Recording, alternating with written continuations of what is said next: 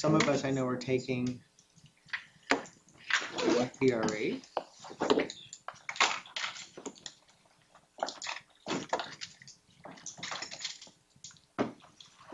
We're delighted that we have a visitor, Denise. Welcome. Hello, thank you. Denise will be here for part or all of our class. And you're interested in what motivates you? What brings you here? Well, I've always been connected to the government in some capacity, and I'm in a leave of absence, so I have like free time on my own. So I'm thinking of pursuing another degree. This would be like considered like my third degree, but I think it would be more fulfilling.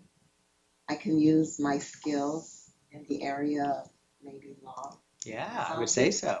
So I'm just looking into it to see if I want, or maybe just getting a master's degree. Yeah, that's all good. Well, good. Well, welcome. Glad you're going to spend a bit of the morning with us. And thanks for all you've been doing. Thank you. Alrighty, so let us begin with a short, our class is Mindfulness and Law. We explore mindfulness, and we're now at the week away from our final class.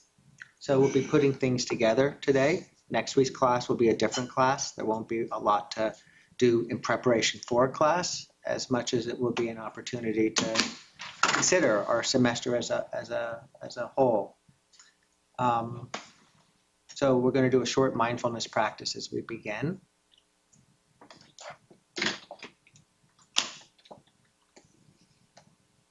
Welcome, Peyton.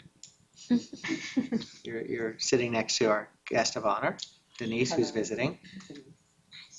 All right, so let's bring ourselves into a posture that's upright and stable, comfortable. A reminder that the instructions are just an invitation. Feel free to follow the instructions if you find them useful, and at the same time, you can jettison the instructions and just let your mind think about whatever you'd like to think about.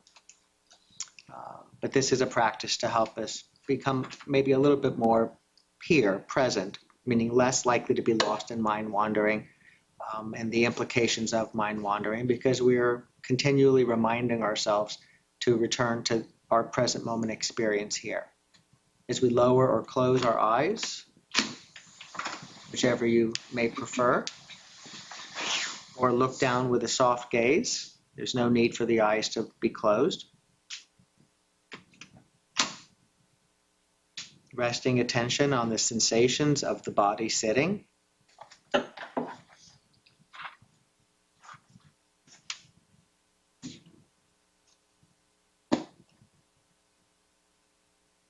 As we breathe.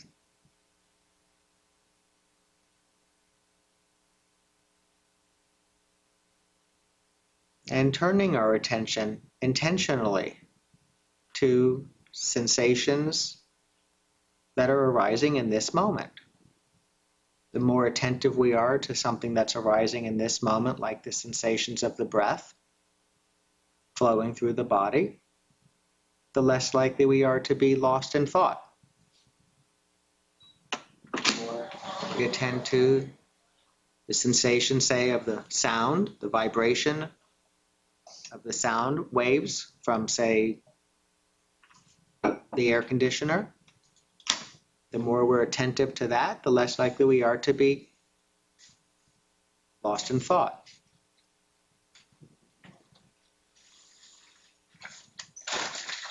And so we turn our attention to the sensations of the body sitting as we begin this mindfulness practice.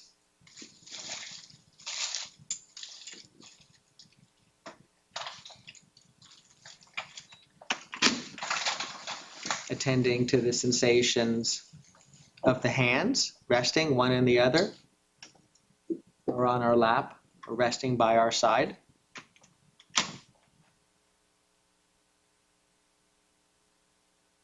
Which is a reminder of how nimble our attention is. You can move your attention, place it where you choose by and large.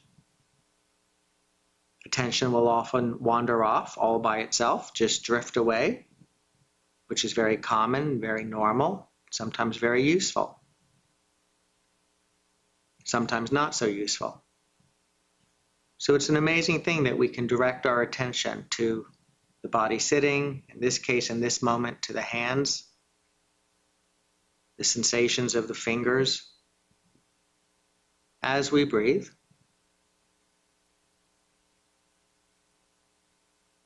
We can shift our attention now to the sensations of our feet, making contact with the ground, or our shoes or socks. A moment earlier, our attention was on our hands. A moment before that, on our body sitting. And now they're on the sensations of our feet. Here we're moving our attention on purpose, and it follows our directions from one thing to the next to the next. So often it's doing that on its own, going from one thought to the next, to the next, to the next, to the next. This is where catastrophizing, this is where ruminating, this is where fretting over things that may or may not ever come to pass because they're imagined prospects for the future can sometimes not serve us well. But it's the same phenomenon. It's the attention moving from one thing to the next, to the next, to the next. But this practice brings us more closely connected to the movement of our attention.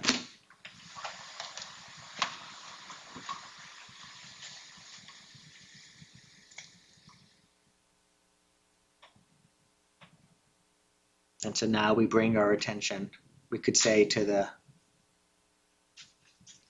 main show for this practice, to the breath. You might notice and attend to the sensations of the breath as it flows through the body. At the level of the belly, expanding and softening. Or perhaps at the nostrils. And whereas a moment earlier we were directing our attention deliberately, now we're going to keep our attention on the breath, or if you'd like, the sound of the air conditioner. Both are objects arising in this moment, with the intention to stay there, knowing that the mind will wander. So it's not a surprise when we realize it has. It's an opportunity to notice that it's wandered and to come back to the breath or the sound.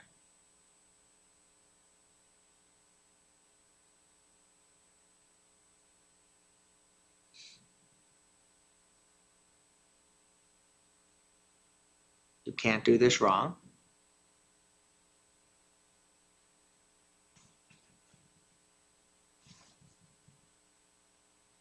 And each time you notice that your mind has wandered, it's a when.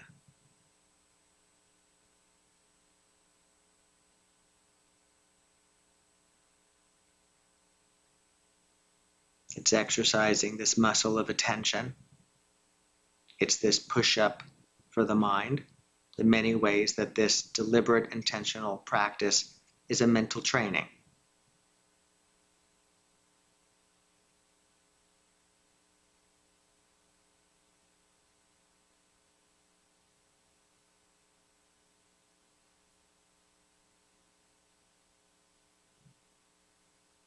We're just witnessing. There's nothing to do. And when you catch your mind wandering off, you just remember you're already here, sitting, breathing. There's nothing to do, just to remember.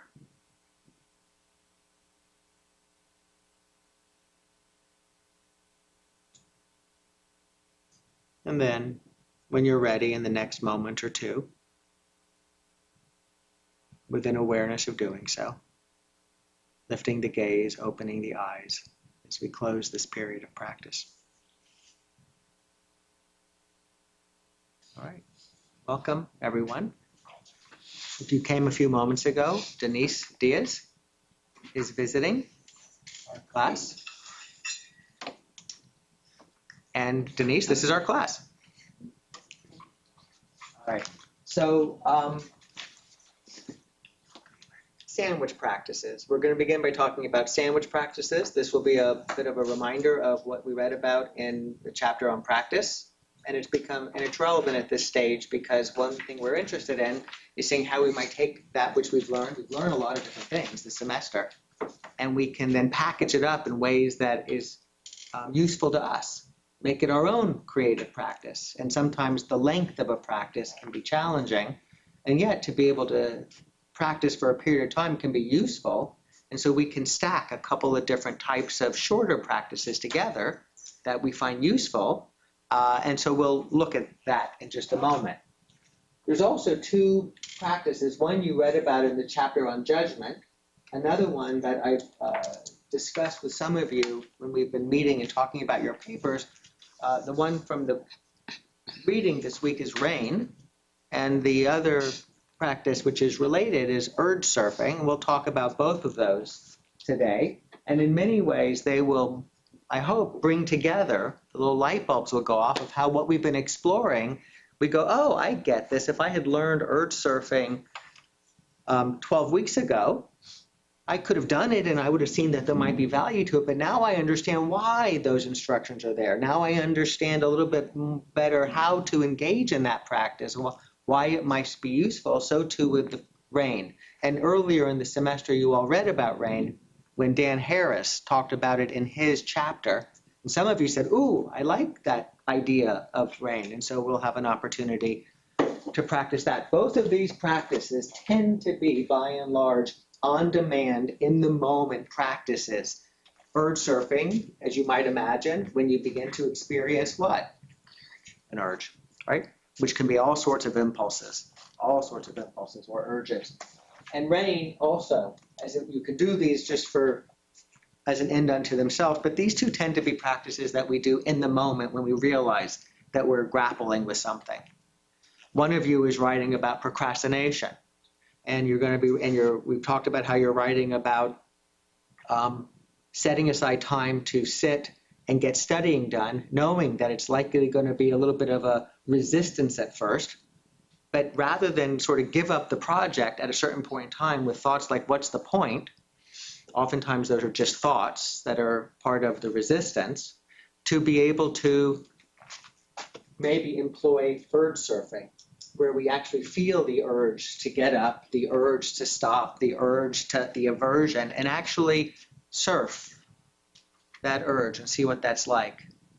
None of this that we'll explore is anything that we haven't already talked about again and again and again in so many other forms, but these are two formulations that many have found useful as a very practical way of doing things in the moment, and you may find them useful at various times.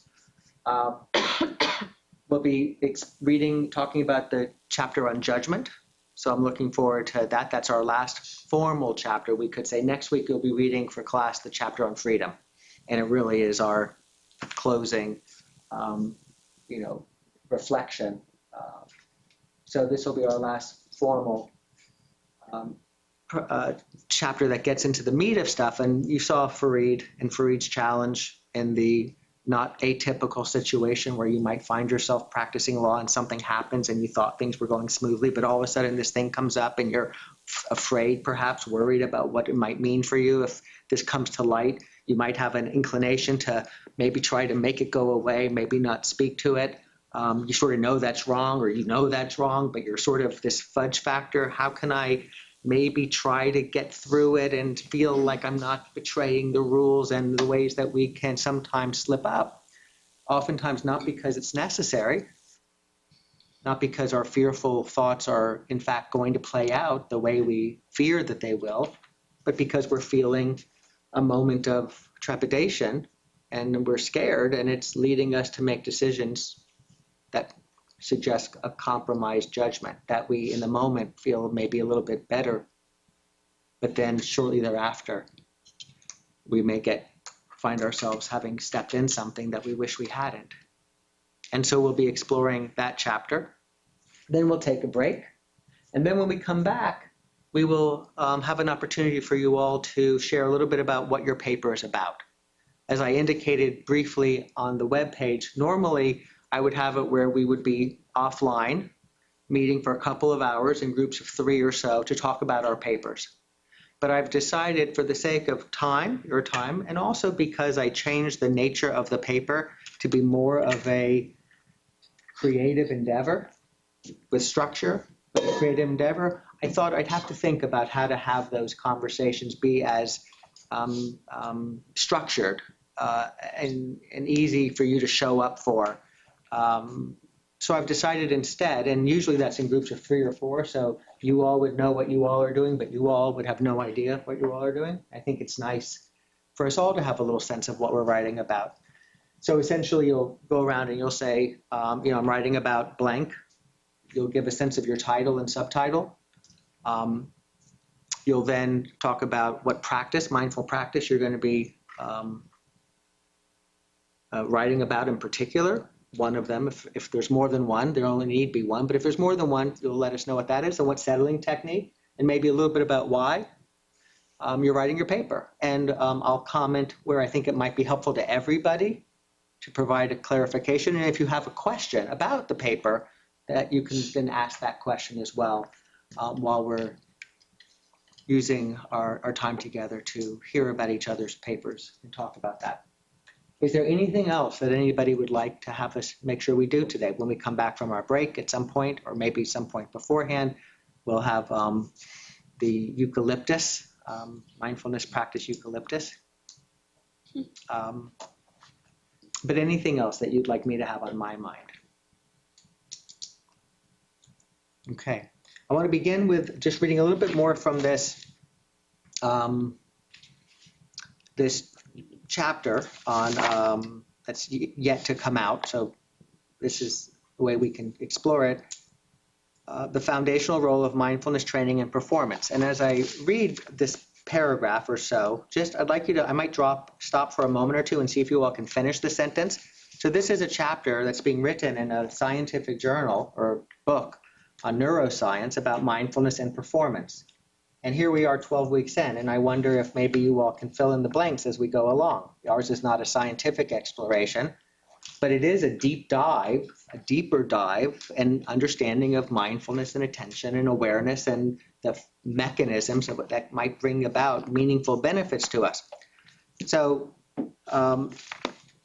mindfulness is a mental mode characterized by sustained attention to present moment experience without conceptual elaboration or reactivity. Just starting with a definition, one that we've touched on in class.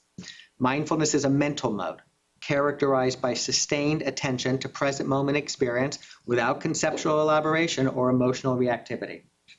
So just out of curiosity, and as a reminder right now, so this is mindfulness. What's the difference between mindfulness and a mindfulness practice? Because is this a definition of what a mindfulness practice is?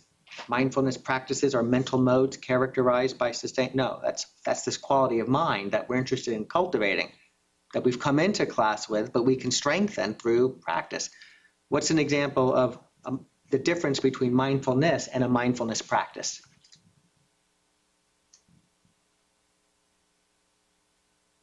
Yeah. Like you said, like mindfulness is a state of being, a state of mind, that we're trying to do mindfulness practices in the spirit of cultivating that constant. Mindfulness practices are like a structured set of time dedicated towards becoming more aware, which is mindfulness. Okay, very, very nice. And are mindfulness practices the only way of cultivating this quality of mindfulness? No. Okay, very important. Okay, so we go on. Thank you, Ellie. Mindfulness training. So now we're talking about mindfulness practices, commonly called mindfulness trainings because there's all different sorts, can be understood as a form of neurocognitive training designed to strengthen mental systems in a manner analogous to how physical training alters bodily systems. Just as physical training develops strength, coordination, and flexibility through consistent targeted exercise, mindfulness training has been proposed to enhance core mental functions. And this is why this is so arguably important. Core mental functions, the very mental functions that are so necessary and useful for so much of what we do in the practice of law, these core mental functions. We already have a pretty high level of these core mental functions, but to strengthen them, to optimize them, this is our project through repeated engagement in specific mindfulness practices. Mindfulness training programs, this is where I'm going to pause and ask you to fill in the blank. Mindfulness training programs include two main categories of practice. The first, Settling techniques. oh, who said? Okay, very nice. Why would you regard, I appreciate that. Why would you regard, you're thinking of settling techniques and, Focus attention practices. okay, so interesting. So focus attention is the first answer to this. Mindfulness training programs include two main categories of practices. Settling techniques move us in a different direction, right? Do we get that? Yes. Those aren't necessarily, they could overlap with, but settling techniques, are they or aren't they mindfulness practices? They're kind of adjacent because it's more in the moment in Yes. order to get yourself out of the spiral. Yes, very, very nice. They're more in the moment. They may or may not cultivate mindfulness, but they're not highly targeted for that. They're highly targeted for regulating our emotional agitation in those moments. Very nice. So mindfulness training programs include two main categories of practice. As Carrie alerts us, focused attention and, well, body scan. Who said body scan? Thank you, William. Body scan is sort of like what kind of practice? It's sort of in the family of another practice. Open monitoring. Open monitoring? Well, what do we do when we do the body scan? What would you say the instructions are for a body scan? Focus on the body. Focus attention on the body, Yeah. a particular part of the body. Yeah? It's more of a focus attention. Very, very nice. It's a type of focused attention practice. They're slightly different. Christina Sava likes to talk about, and we were talking about yesterday, how it is that when we practice the body scan, we become perhaps a little bit more attuned, early detection of changes and sensations in the what? Body. In the body, right? Big surprise if we're going to spend time paying attention to the sensations of the body, that the brain becomes a little bit more attuned to those changing sensations. And sometimes those sensations take us by surprise and we're sort of swept away by them in ways. Then thoughts and feelings come along as well. This is where urge surfing and rain can become helpful antidotes in a way. So focused attention and body scan are slightly different. Doesn't mean you can't, in doing the focused attention practice, become attentive to sensations in the body. They're way more similar than not. There's a little bit of a slightly different conceptual orientation, focusing on a different part of the body.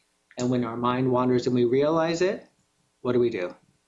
Bring it back, right? So both of those practices have a very similar piece, which is you focus on an object, and when you notice your mind wandering, you come back to the object. Focused attention. So, two categories of practice, focused attention and Open monitoring. open monitoring, right? So these are the two slightly different categories. Because where does open monitoring ask us to place our attention? Nowhere. And when we realize that our attention has been sort of drifted or been hijacked, we could say, where do we bring it back to? Nowhere. Nowhere, right?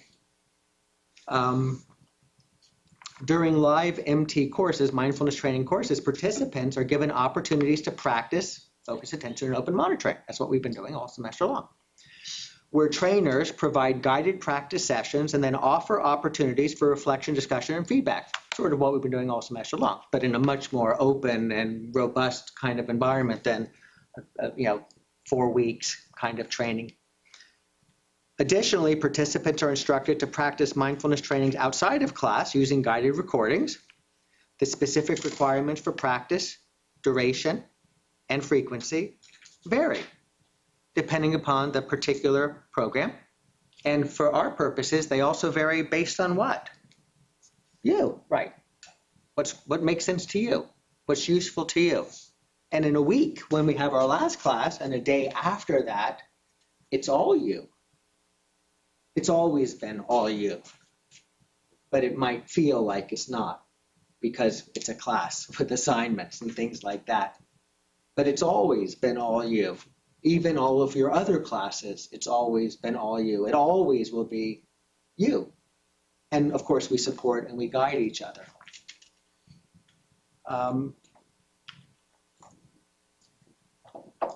In focused attention practices, practitioners are guided to intentionally select a specific what? Object for attention, such as the sensory feature of the breath, its movement at the nostrils, or the rise and fall of the abdomen. They are instructed to sustain attention on the object for the duration of the practice. When they notice, and if we left it at that, it would be incomplete, right? It would be like, well, what do I do now? Because my mind is all over the place. They are instructed to sustain attention. When they notice that attention has wandered away from the object, they are instructed to redirect it back. Thus, focused attention practice emphasizes selecting and maintaining attention on the chosen object and resisting the pull of irrelevant distractions, monitoring for mind wandering. That might be the most important part. Monitoring for mind wandering. The first is just anchoring our attention so that our mind will inevitably what? Wander. And then the question is, do we realize it? And here we're doing a training specifically to become more skilled at realizing it for the benefits that you have and will continue to have or will read about. Mind wandering, which is referred to in our scientific jargon, having off-task thoughts. So it's just having thoughts, but they're off-task during an ongoing task or activity. And of course, we can relate this to just about anything we're doing, right? What's something that you did earlier today? Just don't even think about its application. Something you did earlier today. Just say it, anybody. Drink coffee. Drank coffee. So, what was the ongoing task or activity? Drinking coffee. Drinking coffee. And, if we were doing a mindful eating practice, we could have it where we had a cup of tea. Maybe next week, it's hard to do this these days. But we could have it where we had a cup of tea or coffee. And if we were doing mindful eating or mindful, in this case, drinking, we would be directing our attention to what? The coffee. The coffee. And if we were to say the coffee, what is it that makes up the coffee? The experience of drinking coffee Beans. would involve what? What? What did you say? I misunderstood the question. I thought you said what makes up the coffee, so I said beans. Yes, well, beans do make up the coffee. And what are we but human beings? So we have a lot more. So realizing our interconnectedness, even with coffee, is very important. So what are some of the aspects of the experience, to build on Lizzie's suggestion offer that even just drinking coffee, we can apply it to this? The temperature. So there's the temperature. You can feel the temperature. Okay. Now, if you're feeling the temperature, what are you doing using our languaging from a few moments ago? Feeling sensations. Well, if you're feeling the sensations, what are these underlying, how are we feeling the sensations? What is that allows us to feel those sensations? You're absolutely right. By paying attention to. We're paying attention. Because we could have our hands wrapped around the warm mug and be completely oblivious to the warmth or the temperature because we're lost in thought.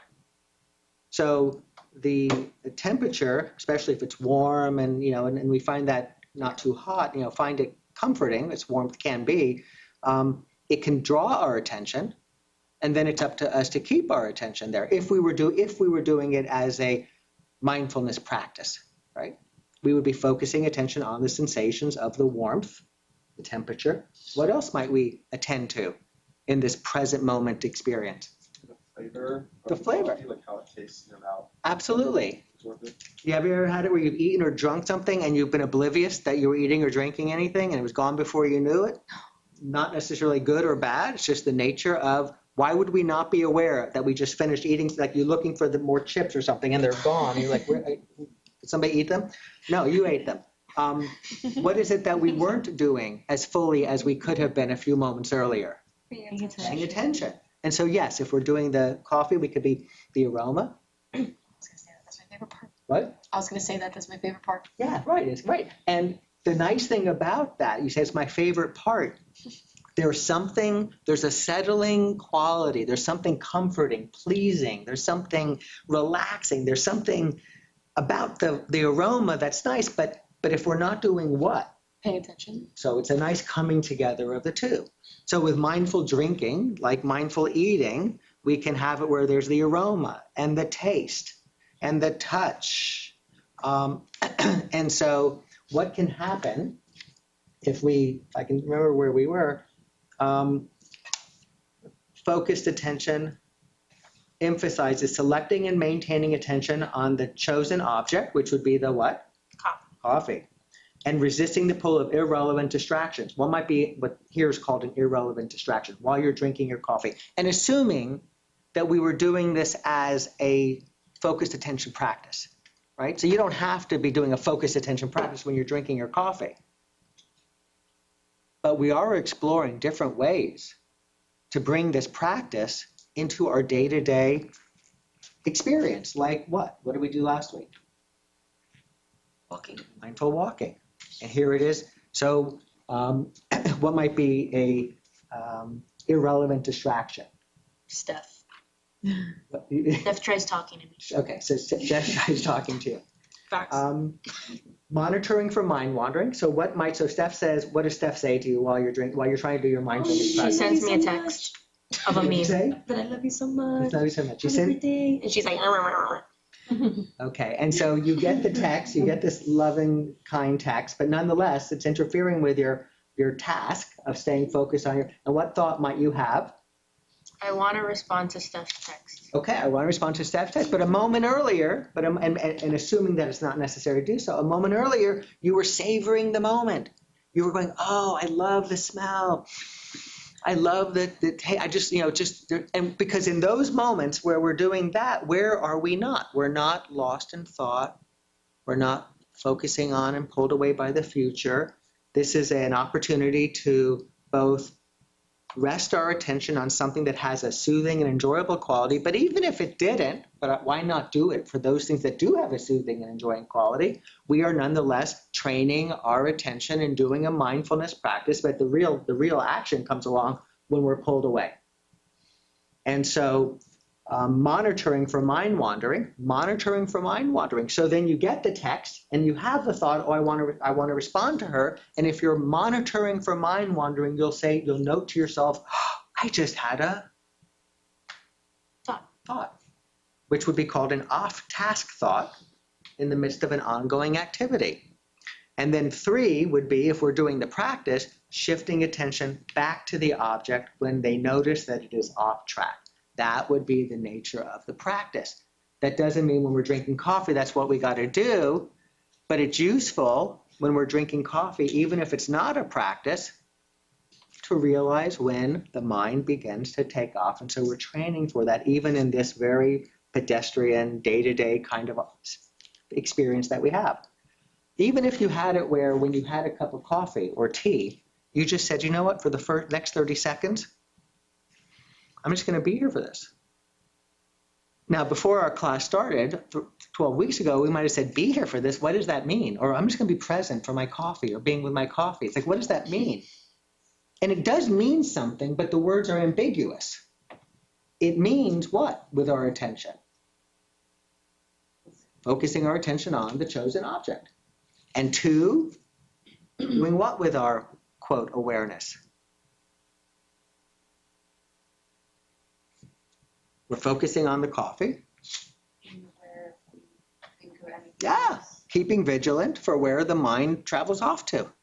And then reestablishing that which we intended. And then lastly, in open monitoring practices, practitioners are guided to stabilize and sustain attention without a singular object.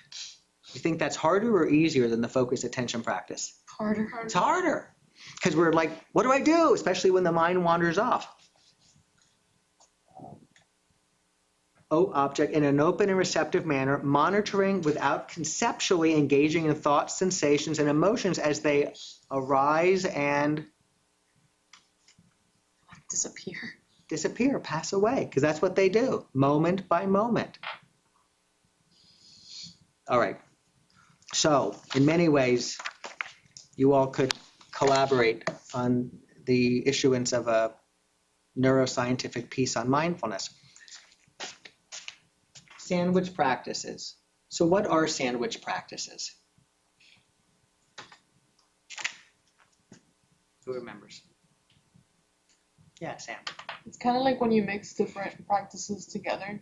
Okay, can you be more specific? There's a specific structure. It is a coming together, arguably a coming together of different practices. Like if you were to do like start with focus attention and then do like body scan and then end with open monitoring. Okay, so Or that's another blend like that. it's a blend. Okay, now that is a mindfulness practice rich sandwich practice. What might be the length of time you would do these? Well, it depends. I mean, you could do like 6, 6, and 6. Okay, so you could do 6 minutes, 6 minutes, and 6 minutes, and this allows you to sort of mix it up a little bit. Okay, why are they called sandwich practices? Because there's layers. Because there's like, what? What would this be? Buns. Buns. And what would this be? Burger. Vegetable. Huh? Okay, so it could be right. It could be, you get to choose. This is the nice thing. We get to choose what it would be. So we've got these 3 layers. Now, technically, the way I suggest we try it is to have the middle layer be the mindfulness practice, right? Have the middle layer be the mindfulness practice. And then this could be something that sort of we enjoy doing and we find useful, we've already been doing. So what's the kind of thing what is something that you like to do that's not a mindfulness practice? Maybe we've explored it together in class. Maybe you came to class with it, but that's like a 2 or 3 minute or a 1 minute or 30-second kind of thing. Coloring. Coloring. So we could have it where we begin coloring for how many minutes? 10. 10 minutes. Or 5 or 3 or 12, right? And what's another thing we could do to begin this that's not a standard mindfulness practice, and it doesn't even have to be a mindfulness practice? Listening to music. We could listen to music. For how long? The length of a song. The length of a song. Or what else? Oh, okay, yeah, good, thank you. I was going to say how else, because I want to also, because these are up to you. You decide how long it should be. If you want to have a 6-minute practice in the morning, all you got to do is add up to 6 minutes. If you want to have a 9-minute practice, you got to add to 9 minutes. The whole idea is to curate a little time to engage in a practice, and you can have more sort of, be more of an architect of that practice. So working out. And working out's a nice example because we could work out for how long? Or 30 minutes or more. Correct. And we could also work out for how long? 3 seconds. Right. If the day's going to go by without a lot of movement, doing this 10 times is actually a whole lot more than nothing.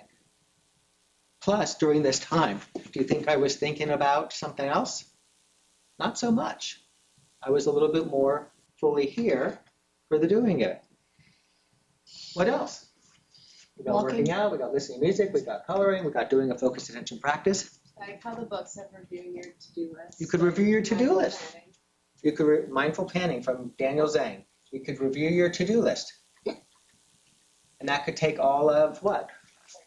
30 seconds. Review your to-do list. What else might be the first part of a sandwich practice? Walking. Walking. You could do a little mindful walking. Or walking, just walking. Getting outdoors, taking a quick little walk. How long does that walk need to be? However long you want to walk How for. long you want it to be. Anybody ever have where you want to get outside and take a walk, but you end up not getting outside to take that walk? Well, again, there's this.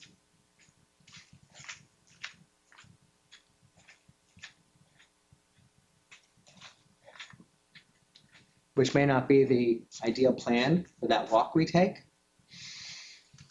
but there's a lot more happening and being set in motion, and maybe even with a ripple effect for what follows from doing even that. What else might fall into the category of a and by the way, could these also be done over here does it matter whether you begin or end with it? No. No, you decide. Some just might make more sense. What are some other things? We're fleshing these out so you can come up with ideas. I'm interested in your thoughts and your ideas to both think about it and this week to maybe sort of piece it together, your own formulation. I was really the deep breathing. Deep breathing. Right. Could be box breathing, could be line breathing, could be triangle breathing, could be 4, 7, 8 breathing, ... Deep, slower breathing. Right. So a relaxing breath practice or an invigorating breath practice. We don't get into the invigorating, but you can do things that really sort of perk you up as well as settle you down, and they're both equally important and useful, maybe at different times. What else? Stretching? We can stretch. And how long can stretching take? However long you want to However stretch. long you want. Truly, however long you want it to. Yes. You can like put on a face mask. Like Put- self-care. Yeah. Put on. Yes. You got people. You got somebody like that. And are you saying put on a face mask to sort of like lay down and just have a period of relaxation? Are you saying it because it's a sort of self-care thing with, like cucumbers and things? I was thinking kind of both. Yeah, right. Very, very nice. You're talking about kind of making it like the kind of thing that you would do as sort of self-care? Yeah. Yeah. So what might that look like? I would just say like putting on the face mask, putting on the cucumbers, and then like maybe doing like some breathing. Yeah, okay. So there you could have it where you put on the face mask and then you do some deep breathing, right? Yeah. And maybe you close with what might we close with? It hasn't been mentioned yet. Connection. A connection practice, right? Wishing somebody well, whether it's just a minute or two or something longer, broader than that. What's related to a connection practice? That might be a nice way to end a practice. Gratitude? Gratitude. Do a little gratitude practice. What else? Here you had. Well, I was thinking cooking. Like if you're cooking yourself dinner, you're just gonna go and not focus on anything else. Right. So, the not focus on anything else is the interesting piece because our mind is going to wander. Yes. But you can focus on the food as a mindfulness practice. And if you're not doing it as a mindfulness practice, then when your attention wanders, you're likely to just wander off with it. But if you're doing it as a mindfulness practice because you're keeping vigilant for mind wandering, when your mind wanders, you'll be more likely to Bring it back. realize it. Realize it bring and then back. redirect it. And the more we practice mindfulness, the more when we do these specially curated moments, we're more likely to what? Because you can just say to somebody who's never practiced mindfulness, here's a great thing to do. When you're cooking, be aware of the colors of the different foods and the feeling of cutting them up and chopping and the sounds and the tasting and the flavors. And this is all very much attention rich, attention, enticing,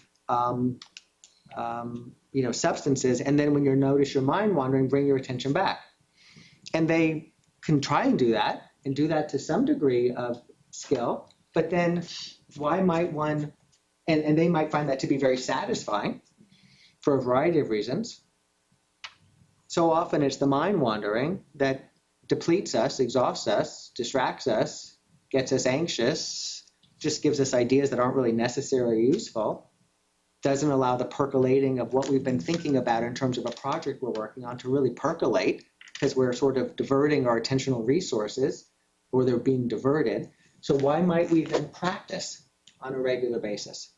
Why might a person, you might say to someone, I sort of like that. And you're like, well, if you really want to get the most out of it, practice mindfulness, like the focused attention practice on a regular basis. They might be like, wait a minute, you want me to sit and focus on my breath for 6 minutes or 12 minutes?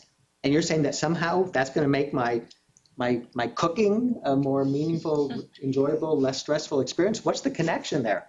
To reduce mind wandering. Now we say reduce it. What if, I don't know, maybe, probably yes, but what, even if it's not reduced, what does this regular practice enhance? Our awareness. Awareness of what?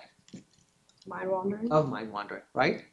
So if you've never done it, you might find this useful, or do not interrupt, or any of the million practices, or just wanting to focus on your assignment and just get your assignment done without so much discursive, internal and external distractedness. Well, without that sort of amped up level of light bulb brightness, the mind will wander a lot, and we won't notice it a lot. We'll notice some. But if we've been practicing noticing it, then when we're there, we're much more likely to catch it sooner, to get back and spend more time on the task at hand, which probably means maybe less mind wandering, or I would say, in my experience, the duration of mind wandering is less, right? Because I don't know that I can stop the thought from just popping up, but if I notice that it pops up, I can short circuit its lifespan. Does that make sense? Yeah, okay, very, very nice. What else might be? Yes, William. Yeah, like drinking a coffee. Yeah. Or Yes, cup of coffee. And it could be just sitting there and enjoying it as a what type of technique? A settling. Settling technique. Oh, I gotta focus on the coffee and I notice the sensations and notice the taste. I mean, no, you don't have to do that. You can just enjoy being there with the coffee. Of course, if you've been practicing noticing mind wandering, it might be actually a more settling, calming experience because the disruptors of that calm are less likely to be kicked into gear. Yes. I remember you mentioned listening to music that had like no lyrics. Yeah, wonderful. Listen to music, especially without lyrics, but it could have lyrics. It's just the lyrics might get us thinking, right? And that's okay. But listening to music, especially music that we enjoy. I've been trying to think of a song for today, and I think there was an REM song I thought about. There was a variety of songs, but I think I landed on something. Yes, Ellie. Practicing yoga. Practicing yoga, absolutely. You can begin with it. We can have it in the middle. We can end with it. But it's nice the exercise, the working out, the walking. It's nice to begin with that in some ways because it sort of burns off a little energy, gets us outside breathing, or whatever it might be. And so it's nice to begin with that, but it could be anywhere along the way. Absolutely, yoga. Yes. What about just sitting in silence? So that this would be the focused attention, the body scan, the open monitoring, or all of them really are just saying, let's just sit in silence or sit with whatever it is that's going on. We don't need to have the instruction, the guided instruction, because in some ways the guided instruction interrupts the silence. But it interrupts the silence in the service of what? Interrupting mind wandering. If the mind wasn't going to wander, there'd be nothing to guidance would serve any purpose. This isn't the guidance of imagine a waterfall. Those are nice practices. Sort of what kinds of techniques? Like visualizing? Well, visualizing would be what kind of a technique? If I said imagine a waterfall. In fact, let's do this. Let's bring ourselves into a comfortable seated posture. As we lower or close our eyes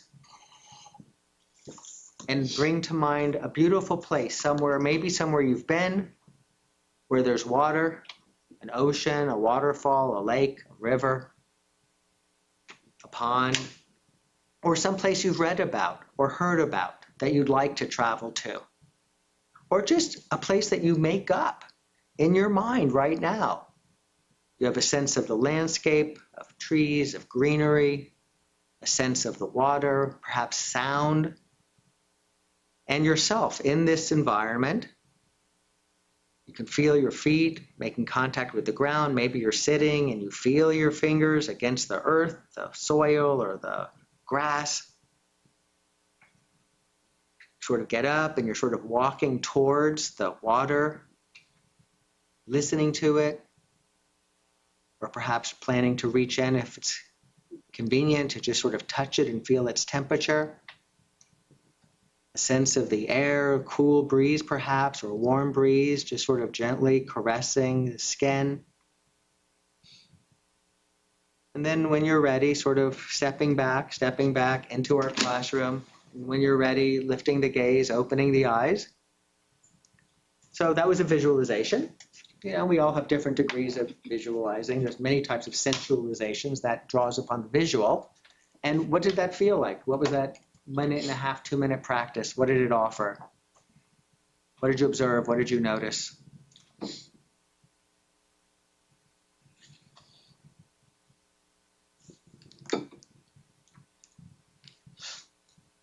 Mind wandering. So your mind wandered. And what did you do when it wandered? I kind of got lost in it. Where did it take you to? I don't even know. Okay. But you sort of know it happened. So, okay, your mind wandered.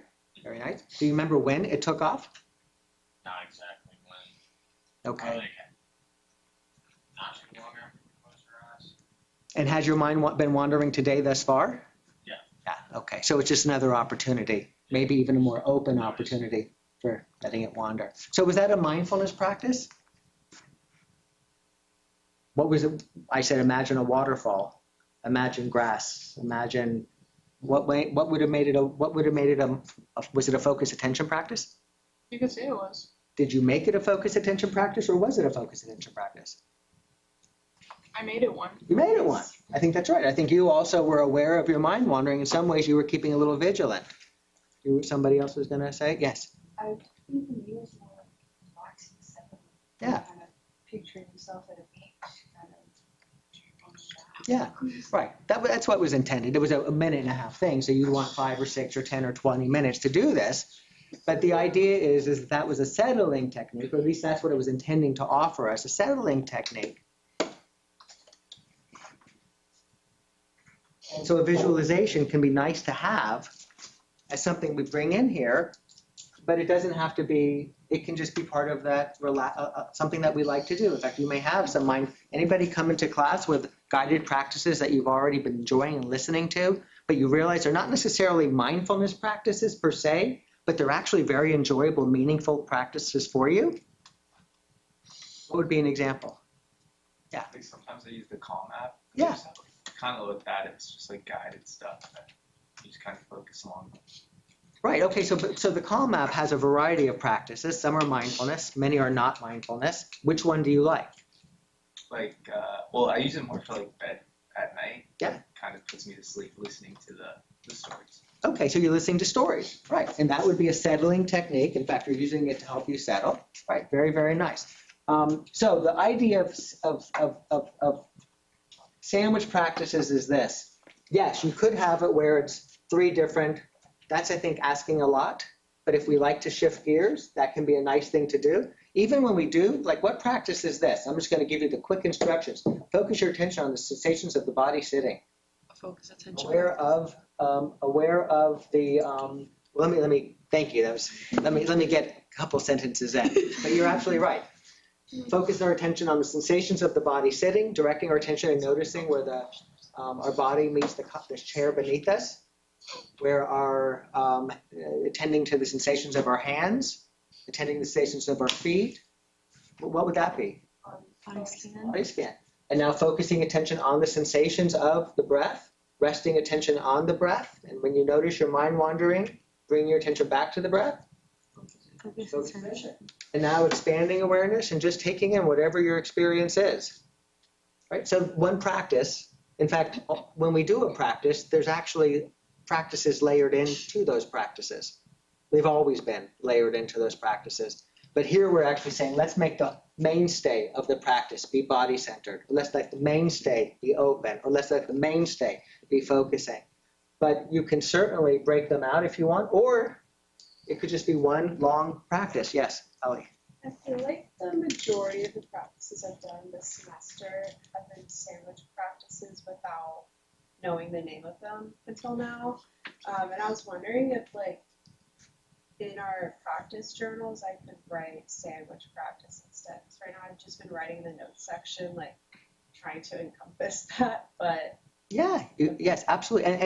And the whole, I think embedded in what you're saying is it's not like it's just one thing.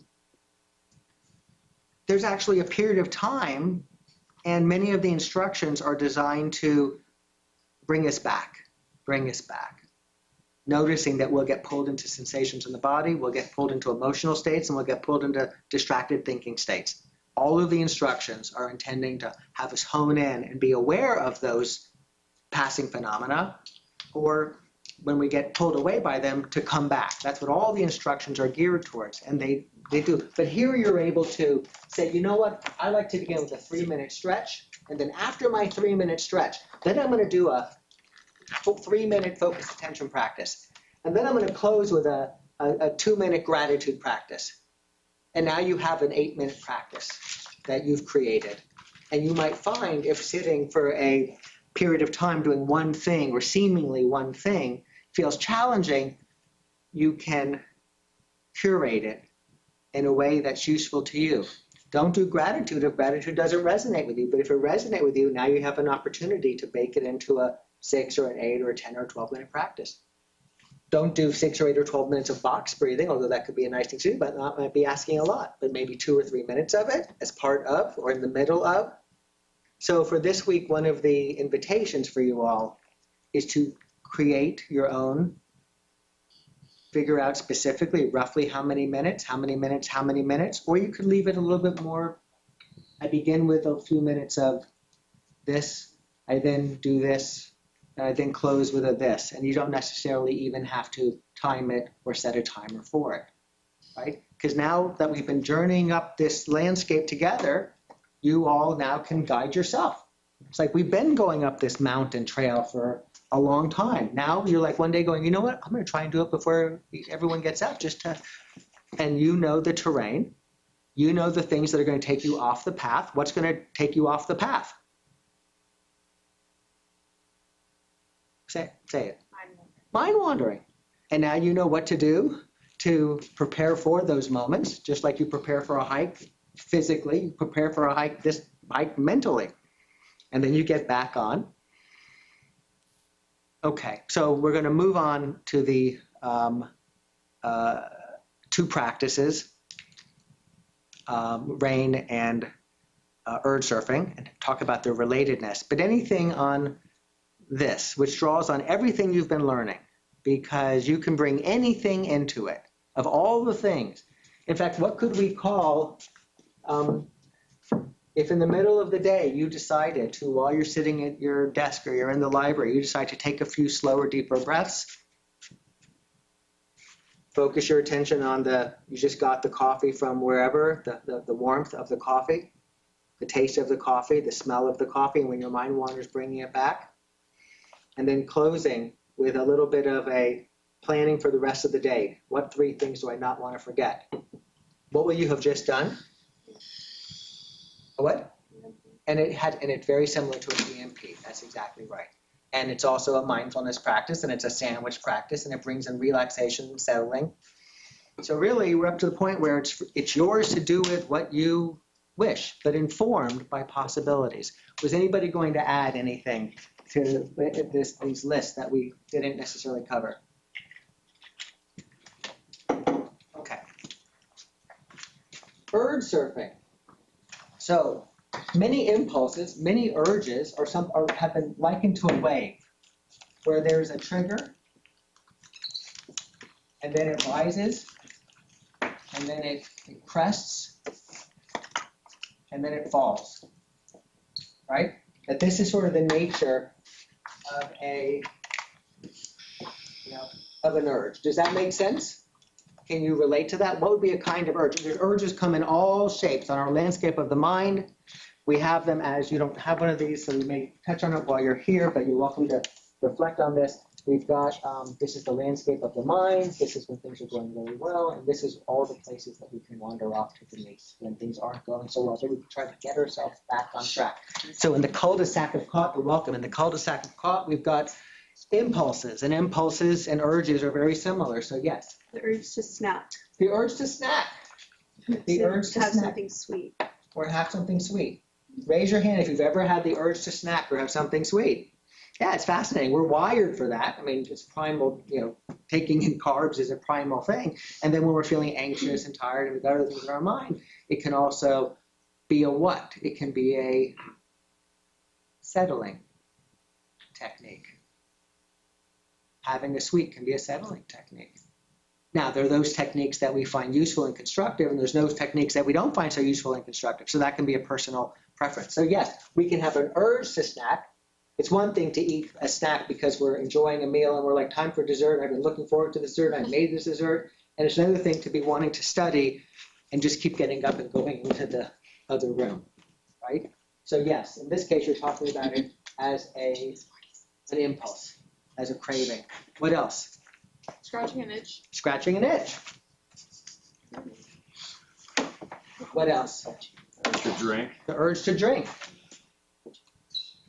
Right, and the practice of, you didn't say drink what, but certainly, alcoholic beverages and those sorts of things can be and are a source of enjoyment, pleasure, but in many cases, for some, and I lost the battle last night. So. right. Right, okay. Right. So there would have been. So this is all assuming that the desire, the intention is not to, right? To have a snack and say I want it. Great. There's no urge surfing. There's no impulse necessarily there, or the impulse is one that we embody happily. But these are 3 great examples of impulses, urges that we can have. What are some others? To nap. Now, are you saying the urge to nap when we're tired and it's useful, or the urge to nap when we have work to do and we're just like, I don't want to do it? Okay. Very okay, that's excellent. Right. Napping at work. Now, of course, like with all these, if we haven't had anything to drink for days, even though the most high proof thing would be something that the body might be needing in a way, although it may not be the best way to serve it. If we haven't slept, maybe figuring out how to get some sleep is useful. But if we're working and in an hour somebody's going to come in the room and they want that draft, or we know that at least getting some headway on it would be useful, this urge to nap, and who's had it where you've been just tired and just had an urge to nap or just to, right, it's very, very common. And again, it's urge surfing can be helpful as we'll explore it if we have these urges, but we wish to stay on a different course. This is the intention. We wish to stay on a different course. What are some other examples? Go on. Right, to surf, a different kind of surfing. What's that called? Doom scrolling? Internet surfing or Doom scrolling. doom scrolling. Right, okay. Doom scrolling. Elizabeth, The urge to go outside, the urge. Now, like when you're studying. right. Like when you're studying. Okay, so good. This is in the Sorry. procrastination I realm. should have specified. What? Well, no, okay, good. But you're saying an urge to go outside to distract yourself from something that you just don't really want to do, but Yeah. really it's the thing that you're there to do. Yeah. Okay. Because sometimes, of course, taking a break, doing a little something can be quite useful. But sometimes it can be a distraction from getting something done. And we can, I'll just take a 1-minute walk around to the Fate Bridge and back. And then we're just sort of like, I'm going to walk to Starbucks. No, I'm going to walk to Coconut Grove. It's like, before you know it, it's an interesting question. Is it serving us well, this idea? Or is it distracting us from the thing that's at hand? And you're describing it as a distractor from the thing at hand. Very nice. What other? Yes. I would say the urge to say yes. Okay, So, very nice. At work, if you already know you don't have time to do something and someone asks you feel like you have to, or you just are like, yes, I'll do it. Or if you have a deadline but you want to go see your friends, so you overcommit yourself for plans. That's excellent. Very, very nice. Very important. To shop. The urge to shop. Oh my gosh, that's mine too. That's what? I was like, I share that one with him. Who's ever had it where you all of a sudden just started shopping, whether you went out and got somewhere or you looked online or whatever it might be? My car just takes me to TJ Maxx. I can't help it. Yes, right. It's like it's auto-driven.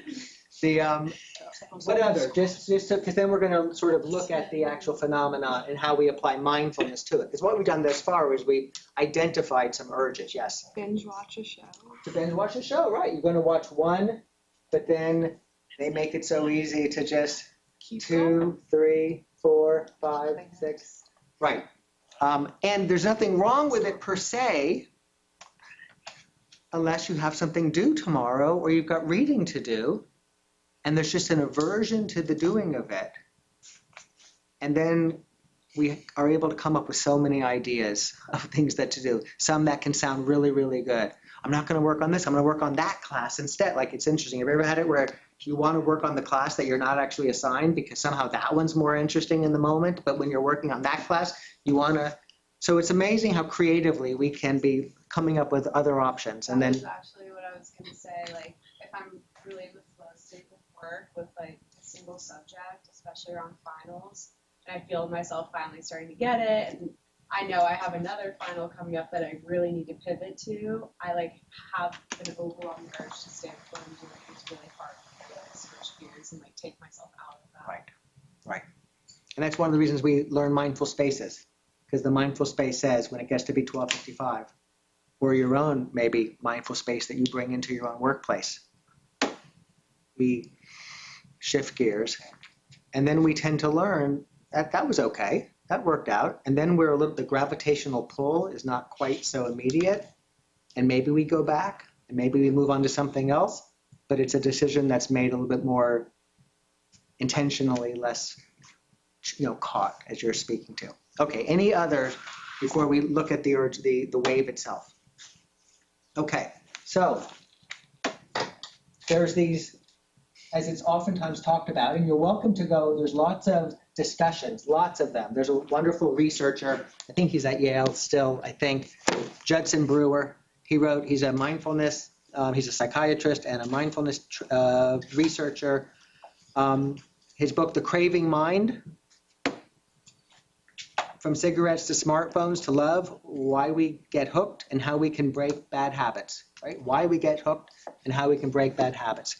And so, as is oftentimes talked about in various environments regarding cravings, but here we're really talking about this broadly: to take a nap, to go out for a walk, to have a drink, to scratch an itch, to have a sweet, to say yes, to doom scroll and get onto our devices. All of these, the way we've structured them, we're not judging them a priori for people at large, but these can come along as the impulse, as the target of the impulse that takes us away from the task at hand. Okay, so the nature of many of these urges, because are these the obstacles or the challenges? Many of these. The person that says, "Can you work on this assignment for me and get it done?" The brownie that's sitting on the edge of the desk that people left after they did the thing and you're working. Looking out the door and seeing that people are walking. The phone sitting right there, waiting to be picked up. What would we call those? Challenge. Those are challenges. Those are the rocks. Very, very nice, right? And we're not going to get rid of the rocks, but wouldn't it be nice to be able to navigate around them? And but what makes the urge get stronger and stronger, and then really, really strong, and then, as they all do, crest? What's the substance of this? Obstacles, Obstacles. And these obstacles consist of what? thoughts, feelings, and sensations. Thoughts, feelings, and sensations. And one or more of them. There's the trigger, so I'll just make something up. Person says, "Hey Scott, could you speak to this group next week at a certain time?" And I like to say yes and do those things, so I want to say yes. But I actually don't yet know what my calendar has in store around that day, what I'm doing an hour before, what I'm doing the day before, what I want to get done the next day. So I have this urge or this impulse to say yes.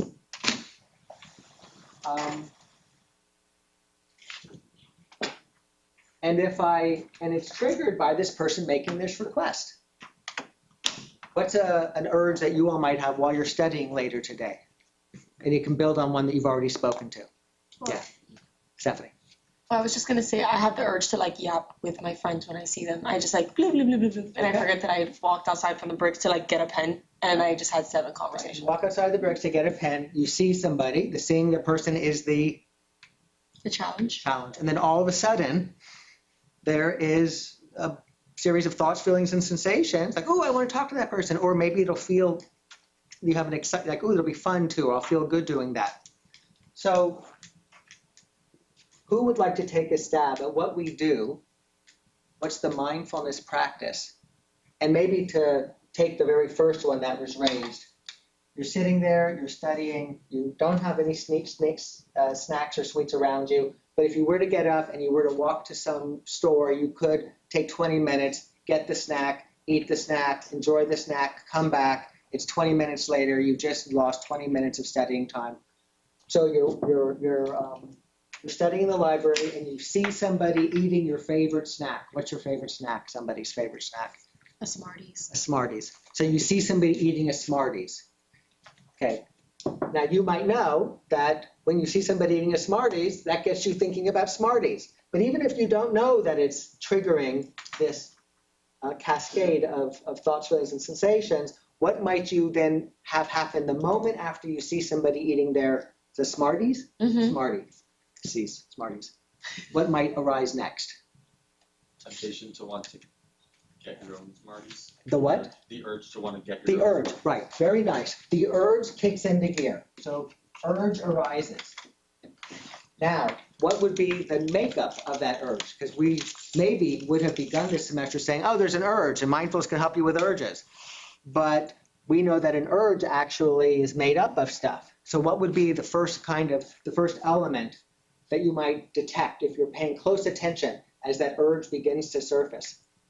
If you're the person that you smell the Smarties or you see it and you think, I want to go to a shop and go buy my own. Right, you now have thoughts. Yeah. And the thoughts are now coming up with solutions of how you're going to get that Smarties. And you're good at solving problems. And you've got a lot of ways of getting that Smartie. And then what else might emerge in that moment? The feeling of hunger. Yeah, don't you go, oh, I'm hungry. You have a thought like, I am hungry, so this makes sense. I should have, something. And then you begin to have feelings of hunger. What might be another feeling you have? Because you might immediately say, I don't have time, I'm studying. And so you turn back to your work. What might you feel then? Because you still got Smarties on your mind. Distracted. Well, you would be distracted. That would be the thought. That would be sort of what would be coming along if it takes you out of getting back to studying. Disappointed. Well, there could be a disappointment. So now you can begin to feel disappointed. What else might you feel? What other feelings might there be and or sensations in the body as Smarties are 10 minutes away? They're just 10 minutes away. And what you're working on, you're not making the headway you'd like, or it's just not as enjoyable as you'd like it to be. And it's just 10 minutes away. And every time in your life, up until this moment in time that you've thought about Smarties, you have what? You have gotten Smarties, right? You have a track record. You know how to do it. It's immediately available. What happens is the moment you have the Smarties, if you were to get up or go to your locker or get the Smartie and eat the Smarties, then what would happen a moment later to this urge? It disappeared. Gone. Yeah. Right? Why are we eating the Smarties? Because it's useful for the studying, or because it'll dissipate the urge, right? So urge surfing says, well, you know what happens? These thoughts, feelings, these sensations, whatever it might be, some of them very, very strong, some of them so strong that urge surfing is not going to do much to it. But many of them, like Smarties, a little bit more, or just an aversion to getting the work done, or whatever it might be, it arises, it gets stronger, it becomes more intense and more intense and more intense. What do you think the likelihood of going with the urge is as this gets stronger and stronger and stronger? You're more likely to give in to the You're more urge. likely to give into it. Here it's just beginning to take off. Now it's building, it's building, it's building, it's building. And if we can somehow get here, then all of a sudden, because it's the nature of urges, it's the nature of itches, they subside. But we tend, or in many cases, we may tend not to. So we reinforce that little loop. Now, hopefully, most of the time, these are not very consequential. Sometimes some of these things can be very consequential. And in some cases, we need much more fit urge surfing to help us with some of these things. But for many of these things, especially when we're in a more mundane environment of being asked to do something and feeling the impulse to say yes, and ideally they've emailed us, can you do this? And we feel the desire to say yes, and so we hold back. Because the idea is, among other things, use the breath to surf the urge. This is where our practicing comes in. Up until this moment, mindfulness was never mentioned once. We gave voice to thoughts, feelings, and sensations, but we don't have to be talking about mindfulness to do that. Anybody could have been part of the answer to that question, but it is kernel to what we're doing. But now we can surf the urge. And what does that mean to surf the urge? As it builds and builds and builds and builds. Because it's just sort of set in motion, and our thinking might be contributing to it. Yeah. I think like you kind of let yourself feel like the urge, and you kind of just go along with that feeling until you're letting it pass away. All right. So a nice way of saying it at a surface level is feel the urge.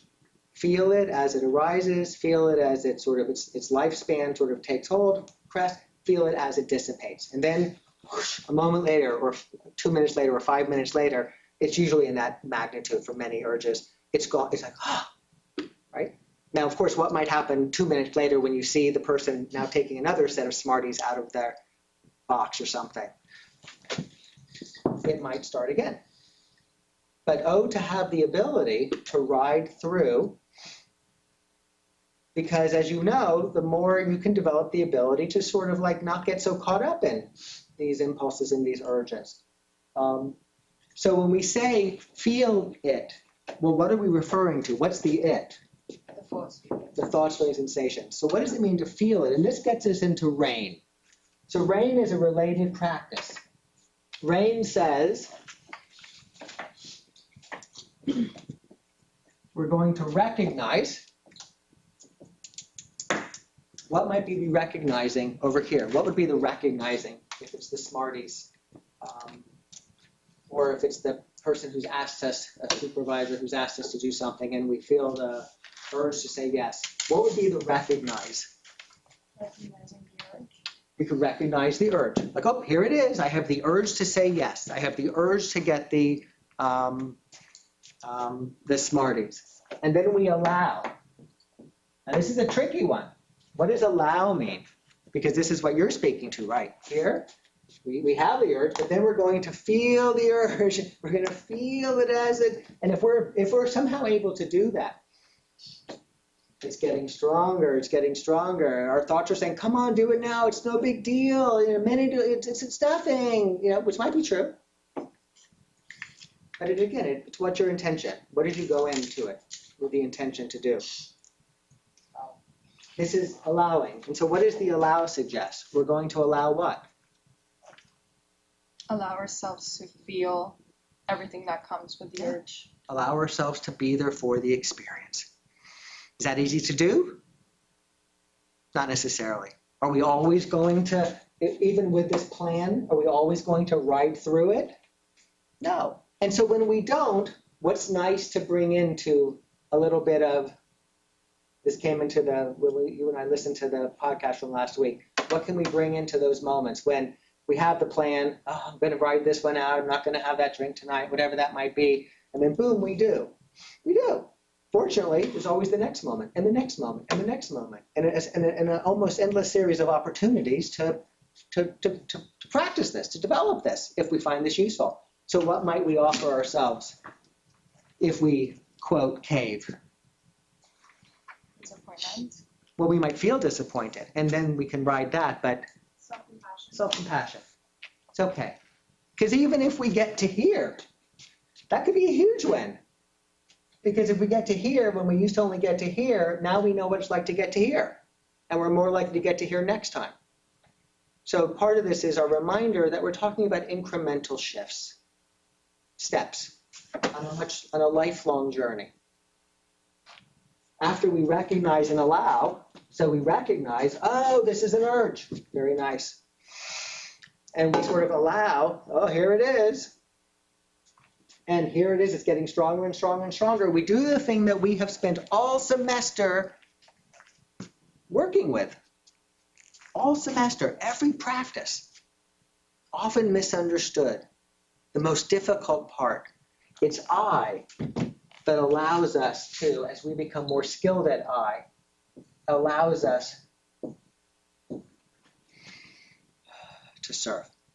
And the idea of urge surfing is while you're trying to surf that urge, you use the breath as a what?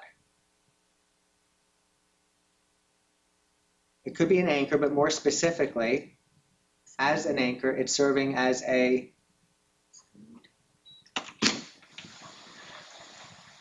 what is taking slower, deeper breaths, what is focusing on the breath tend to do? Settling. Right? Because we're already in a more agitated state. In fact, one of the reasons we're reaching for whatever this might be is so that we can feel less agitated. So we surf the urge on the breath. But how do we surf the urge?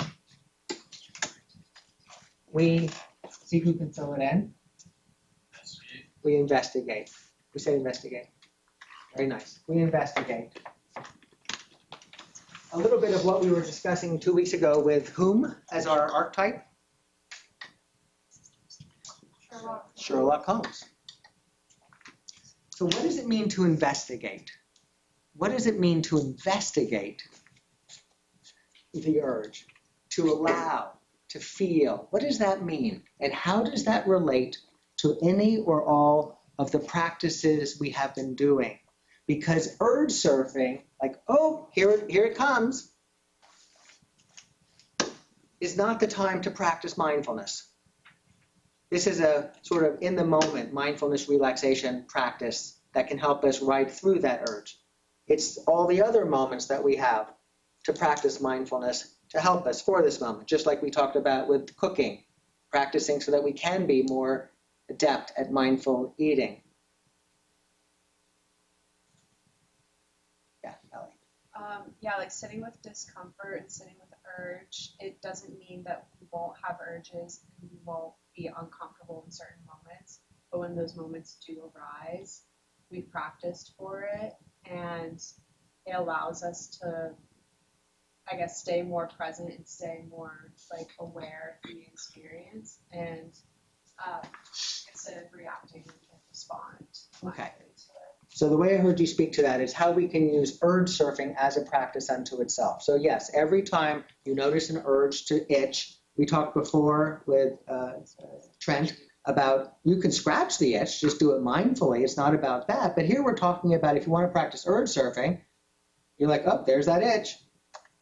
And you ride through. Anybody have an itch now that they've had for the last year? No, itches last, seconds, a minute if you perseverate on it. You're just sort of keeping it going.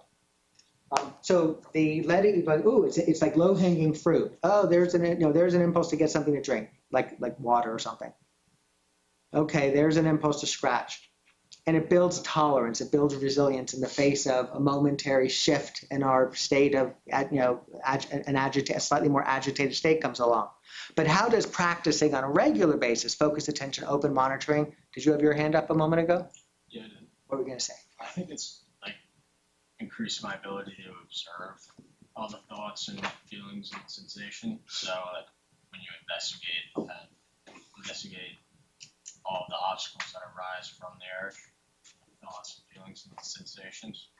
Yeah, right. That's right. But the key is this: we're not saying why am I having this thought? Why am I having this feeling? Why do I have this urge? There are definitely good opportunities to explore those things. The mindful investigation is heart rate going up, salivation. What would those be? Physical sensations.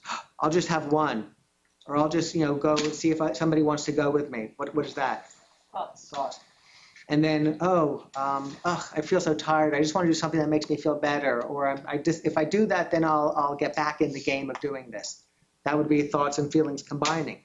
So we're just sitting there noticing, meaning investigate like Sherlock Holmes investigates. He's just gathering data. Oh, there's a thought, there's a feeling, there's a sensation, there's a feeling, there's a thought, there's a sensation.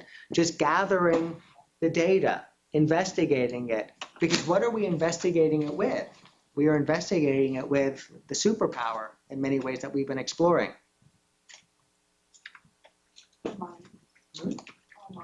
Our minds, and in particular, because that's a good answer for lots of questions, in particular, what aspect of our mind? Awareness, right? All we're doing is just shining the flashlight, just like, oh. Because the moment you identify it, something changes. The moment you identify it, it's like it loses its grip when you identify it. Not because you're thinking about it, that can increase its grip. Or you could try to talk yourself out of its grip. This is much more fundamental. Just the awareness of the heart rate going up may begin to temper the heart rates. Just the noticing of the salivation. It's moving from where in the snow globe to where in the snow globe. Inside to out. Inside to out. Every time we bring this witnessing quality of awareness to our experience without having to go anywhere, we are a little bit more on the out, observing, and a little bit less caught on the in. Are we still on the inside? Yes, we're never going to leave the outside. And whatever's happening is happening. But this, even if a little bit, and over time more and more, the power of that light bulb of awareness offers us more and more freedom. And this in time might become a less gripping experience, and ultimately maybe even a much shorter one. But are the urges, are the impulses going to go away? Probably not. I'm not counting on that. But I am interested in us putting what on our feet? Leather on our feet, right? So yes, we can attend to a particular rock. Oh, there's that beverage that I was trying not to have, but now I'm with my friends and there they are. There's a rock. And then we have the obstacles. I want to be like that. I want to have my friends. It's no big deal. It'll be fun. There's some, something that's satisfying along with that perhaps. But wouldn't it be neat to have it where, because this is what they all look like. All of the urges look like this. Whatever the challenge is, they all look like this. And they're all made up of what? Regardless of whether it's for something, an itch, or a snack, or saying yes to somebody, or an impulse to reach for your phone and go through messages, they're all under the curve is what? Thoughts, feelings, and sensations. Thoughts, feelings, and sensations. And if they're in this environment of an urge that's impelling us to do something that is outside of our intentions, then we would refer to these thoughts, feelings, and sensations, which are in and of themselves just thoughts, feelings, and sensations. There's nothing intrinsically wrong or problematic about thoughts, feelings, and sensations. It's when we can't but separate ourselves from the belief that this thought must be followed or this feeling must be satisfied. That's when they become what? They become obstacles. Very, very nice. Okay. And then we have this third part, which confuses people, so they've rewritten it over the years, but I think we can take it as it was originally intended, which is non-identification. We recognize, we allow, easier said than done. So we want to be prepared. We want to be practiced. We want to also be kind to ourselves when it might not look the way we'd like it to look at the end of that experience. We investigate. This is where all the action is. This is how we allow. We allow by saying, I know that everything comes and goes. I know that everything arises and passes away, or as you said, arises and disappears, right? We know this. That gives us some courage to hang into it, because we know it's transient. We know it's transient. And the more we practice, the more we realize just how that transient aspect is. Even from here to here to here to here, even if it stops here, we're seeing the changing aspect of it. It's always changing. And on those occasions when we get here, we realize, oh, and it even begins to dissipate. But even here, we might be longing for it. Like, oh, but I still want it. So it's really when it gets here that we're in some ways, we're freed from that gravitational pull. So this is a nice process and we can apply it to so many things in relationships, in work, getting things done, and interacting with people. So the investigate is where really so much of our mindful practice. Why practice mindfulness? Why sit? Focus attention on the breath. Why do the practice that we did when we first got here? Because it's all time spent doing what?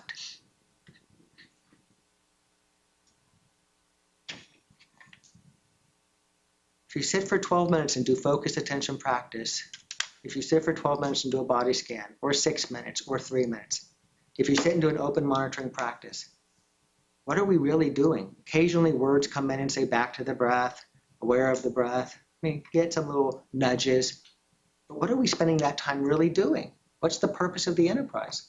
We're investigating our thoughts, feelings, and sensations. We're investigating. And what do we notice again and again and again? They rise, they change, and they pass away. That's what we're spending all that time doing. We're getting little micro moments that can go on for periods of time where we're surfing again and again and again. Who has had it where you sat down to practice and a few moments later you were up doing something else? Very common. There was an urge. And for whatever reason, again, let's be kind to ourselves. So even when you're doing your practice, there's a restlessness.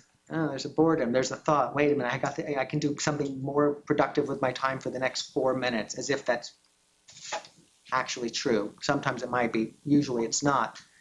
And we investigate, because as we have one reading for next week, aside from the chapter on freedom. It's a reading by Patton Hyman. It's in our green handout.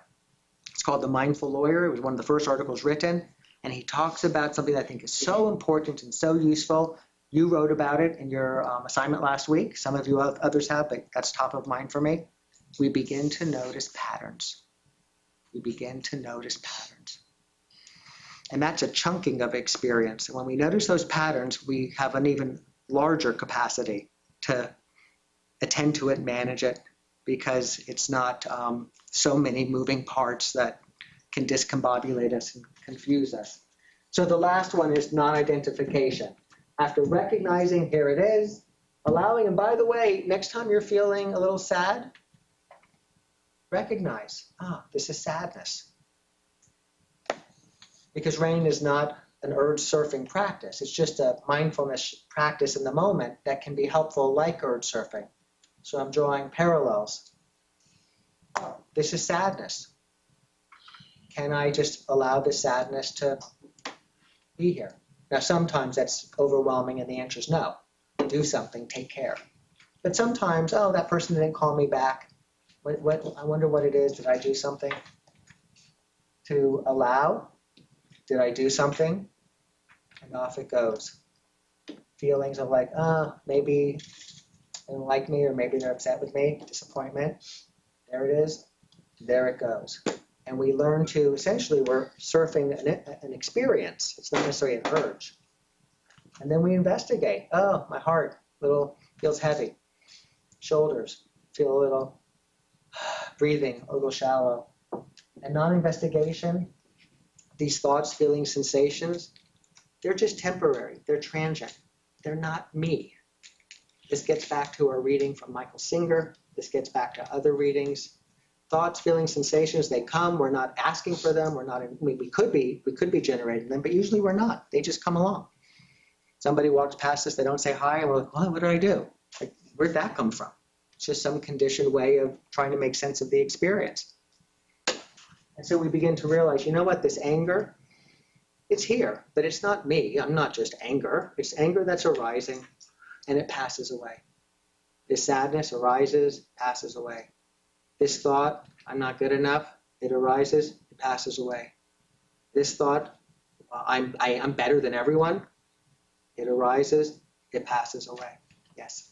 I went to an Eckhart Tolle conference last year, and he said something that I've thought about every single day since, but he said, the only truth are the two words, I am.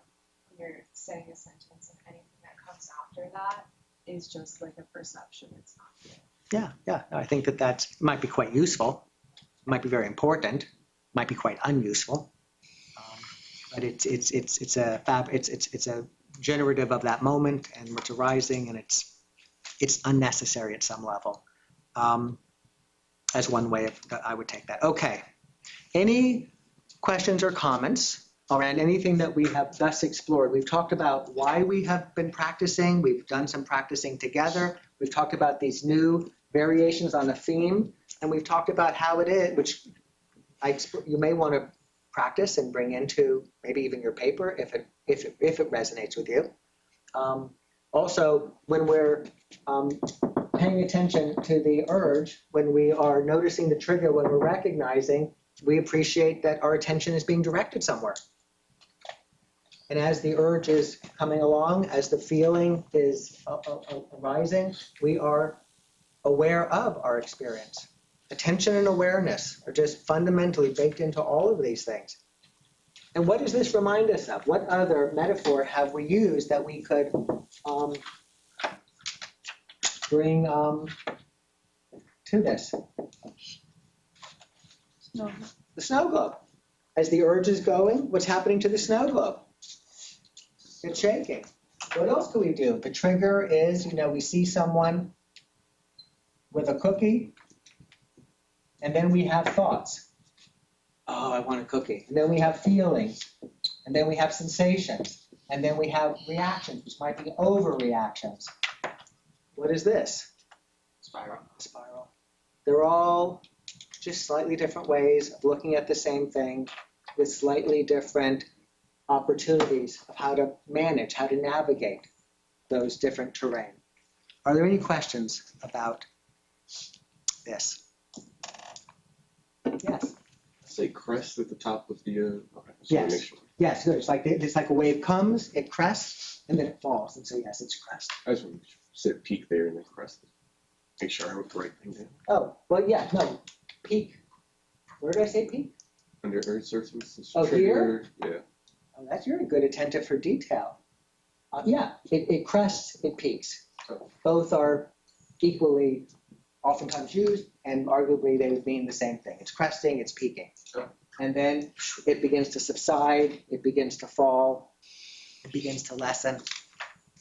Thank you, good question, Gian. Any other questions? Okay, so here's what we're going to do. We are going to take a break. When we come back, we're going to talk about the chapter on judgment, and then we are going to spend the rest of our class having each of you share a little bit about your paper. Denise, thank you for being with us. Do you have any questions about anything this is a recap of a whole semester. So you get like a recap. You weren't here along the way. No, it was pretty good for me because this kind of reminded me of when I was doing kickboxing and yoga. So it was like a reenactment of me enjoying the yoga and appreciating every part of my body. Yeah. Some parts that I didn't even know existed because I was putting it in use. So it was a good exercise in the beginning. Yes. And another thing, do you happen to have a copy of this book? Mindful Mind. I do have a copy. Can I have one when you get a chance, or yes, during break time? Yes, I will go during our break, and I will be happy to give you a copy of the book. And I'm very honored that you are interested in. I am. Okay, good. Then follow me when we leave in just a few minutes. Okay. Right. So we can add what to our list? Reading. Huh? Reading. Well, before that, we could add reading.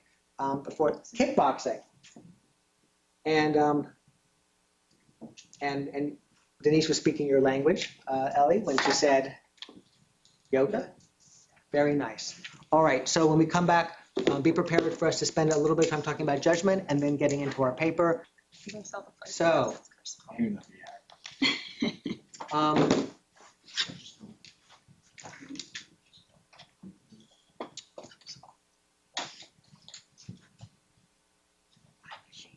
how much time should we leave?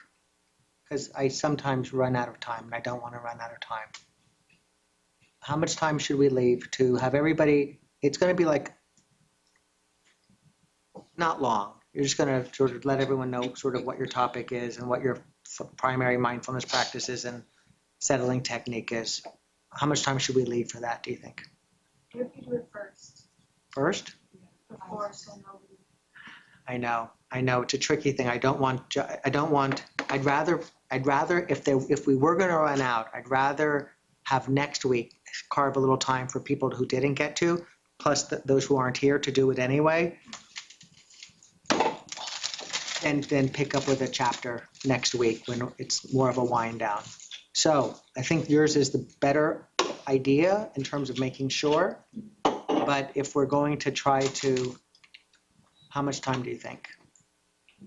Yeah, we're gonna do it next week anyway. And like fall over into that. Yeah. Say that again? I don't know, is that what you were saying? Yeah. I think because we're gonna have to do it next week anyway. Why is that? Well, because the people that are taking the MPRE, right? Is that what you were just? Those people will do it next week. So I'm saying there'll be some people, Pour over into yeah, there can be that. some pour over. Ran out of Do it time. in a minute at best. And if it takes Okay. less than that, then leave extra time. Okay. I feel like a minute per person and a minute for you is huge. Good way. My daughter Rose would disagree. More minutes. She would say, get to the point. Well, I'm going to well, this is less about, you're correct. There's no way you're not going to respond. But I'm going to be doing some urge surfing. DNI. Okay, well, here's what we'll do. We'll leave 30 minutes. That's the 20 minutes or so for a minute for each person and 30 seconds. Okay, whatever. You're going last. Okay, all right. So let us turn our attention to the chapter on judgment. Chapter 13. So my request was that you come prepared to speak to things in here that resonated and mattered to you, or that you thought was interesting. And there's a couple of parts to it. So yes, William, tell us what page you're on. 191. Okay, so let's turn a couple pages in. 191. This is Fareed's situation. It's the first paragraph, or the second paragraph. Okay. Would you read it out loud? Read it sort of loud? Yeah. In his influential work online, psychologist Dan Ariely explores the surprisingly robust human tendency to lie and how we use self-deception to justify doing so. It's a me negotiation between honesty and self-protection. And then I go into, Ariely posits that as long as we lie just a little bit, we can justify our behavior and avoid seeing ourselves as dishonest. His research leads him to conclude that each of us has a personal fudge factor, the amount that we can lie and still think of ourselves as a good, honest person. Yeah. I feel like you'd be lying if you didn't somehow resonate with this. So in what ways do you resonate with it? Because yes, his findings are somewhat distressing, but not altogether. Oh, there we go, Ethan. How does that say more? Well, yeah, the whole balance between honesty and self-protection. That is like why you would lie, is to like protect whatever it is, even if you're not actually like protecting anything, something that you imagine. Do you think this is going on when we're feeling the? Yeah. Right. Is this going on? Right. These are usually going on when that happens. Go on. Yeah. So even if you don't even know what you're actually protecting, it's just like some thought you've created, but for some reason you want to protect that. Even if it would be like what other people would think about you, just telling yourself something. And then there's also if you actually are lying to, like, I don't know, more like justified reason, the amount that we think we can, while still thinking of ourselves as an honest, good person. Yeah. Part there. That's the The rub. whole negotiation of doing this, I think it's still like, that's the underlying theme when I do it.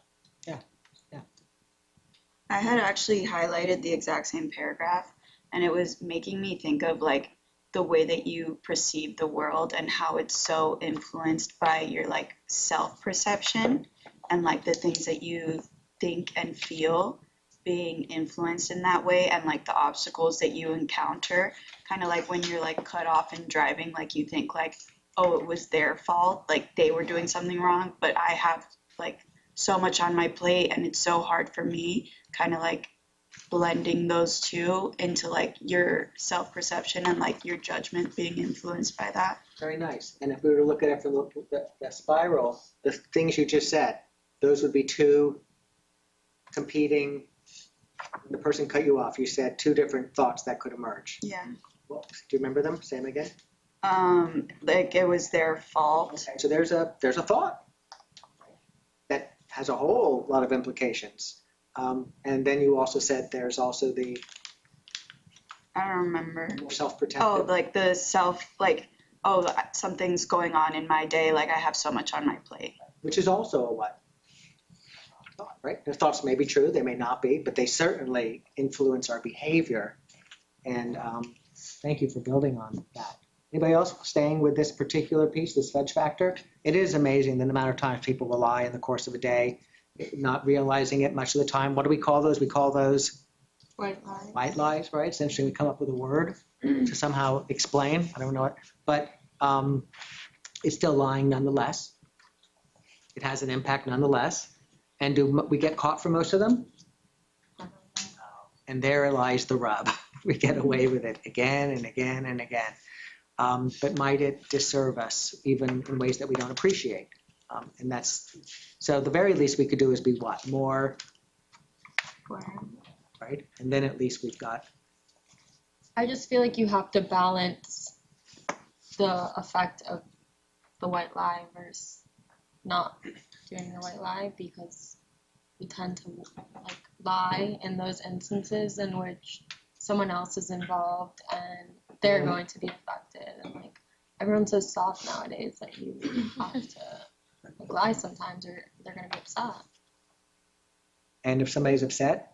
Well, then you have to deal with that, so it's better just to lie. Like harmless. I think you're speaking the truth about what we do and what our circumstances are like, but it does raise this interesting question of speak the truth and somebody's disappointed or somebody's upset. How that becomes our spiral. Oh no, they're upset with me. That becomes our snow globe. And yes, I believe it is a personal decision that we all make, balancing variety of interests. But the more we can lessen the shakiness in those moments, the less we can catch the spiral and get off a little bit in those moments, the less the impulse to not disappoint or something can be born without the behavior that we're conditioned to do. There might be a little freedom to see more movement around what to do or what not to do. And yes, I think that there is also the practical reality that sometimes, from pragmatics, it's hard to deny that an untruth may not be the thing that serves the greater good. So there's always that too. Yes. When I was listening to Peyton speak, I was almost thinking about sometimes we almost preserve the reactions of others over ourselves, where like oftentimes like, okay, yes, it might upset the next person, but the spiral I would be dealing with if I wasn't honest with you is almost like worse for me to experience. But the reason I was thinking about that is because there was a sentence here. Let me see if I can find it again. There was something in the book that discussed like if, oh yeah, I'm on page 190, and it's like above the last italicized text, so that last like regular paragraph, and the last sentence says the only suggestion coming from these pages is first to be true to yourself, and second, if there's someone you're aiming to please, let that be yourself. And it kind of just ties into like maybe like the harm we attach to like a white lie is maybe greater than we think or attached to it and things of that nature. Yeah. And the only way to know is to not say it Right. and see if we survive it. Right. What does tomorrow look like? Otherwise, we'll never know. It'll just be a theory, whether to or not to. I love what you said at the beginning about then there's just this other spiral, like the second spiral is worse than this one. But if we are able to manage spirals, Right. then the second spiral, because I think you're right. We also have the capacity to catch that one as well. So very, very nice. There's other comments on this particular portion? Yeah, I also feel like this is like cuts into like the heart of the ethical dilemma that lawyers face. Like there was literally an NPR question about this exact thing yesterday. But I don't know why, or to be like fully honest. Really? I'm pretty sure the answer is What'd you say? 2.1. Pretty sure the answer is, to be honest. Glad this class has helped ethical fiber. What was the question? I can't remember exactly, but it was like some person was representing a company and they were performing an evaluation. I can't remember the exact pattern. But no, but so this will arise often, and oftentimes it's the waking up at 3 a.m, wishing you hadn't said the thing that you had said that wasn't quite right, that becomes a real source of dissatisfaction, discontent, and stress. The fear of getting caught or the feeling guilty about having done something that in the light of day wasn't really necessary. And now, to fess up almost, is another spiral that we have to contend with, although maybe that one is worth it, though maybe it's also just too much information. Yeah, right. This is, you will have your challenging moments. You absolutely will. I have many that I can recall. I have those that I navigated, I think, well, and those that I'm like, I still wonder to this day. I wonder. We do the best we can. And part of what we're exploring is how to have it where that navigation is a more fluid one, because we're actually working with the challenge as it is, and not so much with the obstacles that are confusing our decision-making process. The obstacles confuse the decision-making process. The challenge is usually pretty obvious, pretty clear. Yes. What page? 191. Well, I mean, I just thought of this as a bit of like a summary of everything that's been said. But I think 191, when it says mindfulness allows us to stay present amid the discomfort of ethically fraught negotiations, thereby creating space to make a more deliberate, less reactive decision. It just reminded me of a little bit of what we were discussing yesterday from the podcast. This was the podcast we listened to last week with Sharon. And there was a specific phrase, something along the lines of, our ego is sometimes giving us these terrible ideas that we don't necessarily have to follow. And the whole example with Fareed kind of reminded me of that conversation and how I feel like a large percentage of the problems that we create in our head are just made up problems that will likely not happen. And because of our fear towards those problems, we tend to make decisions that will have real consequences based on a made up problem that is not necessarily currently real. So that just reminded me of that part of the conversation, and how just being mindful of these things can help in creating some discernment and basically being able to separate all these potential, I'm not saying they're not completely real or there's like no potential for them to become real eventually, and it's good to be able to anticipate them, obviously, but I think it's also about being able to separate what's currently a problem and how to address that, and instead of acting out of fear of what could potentially happen. Yeah, right. I think that's well said. It's this investigating. This is really the key. Investigating fear, getting to know fear. There's a saying: "Feel the fear and do it anyway." It's a nice sort of feel the fear, just do it anyway.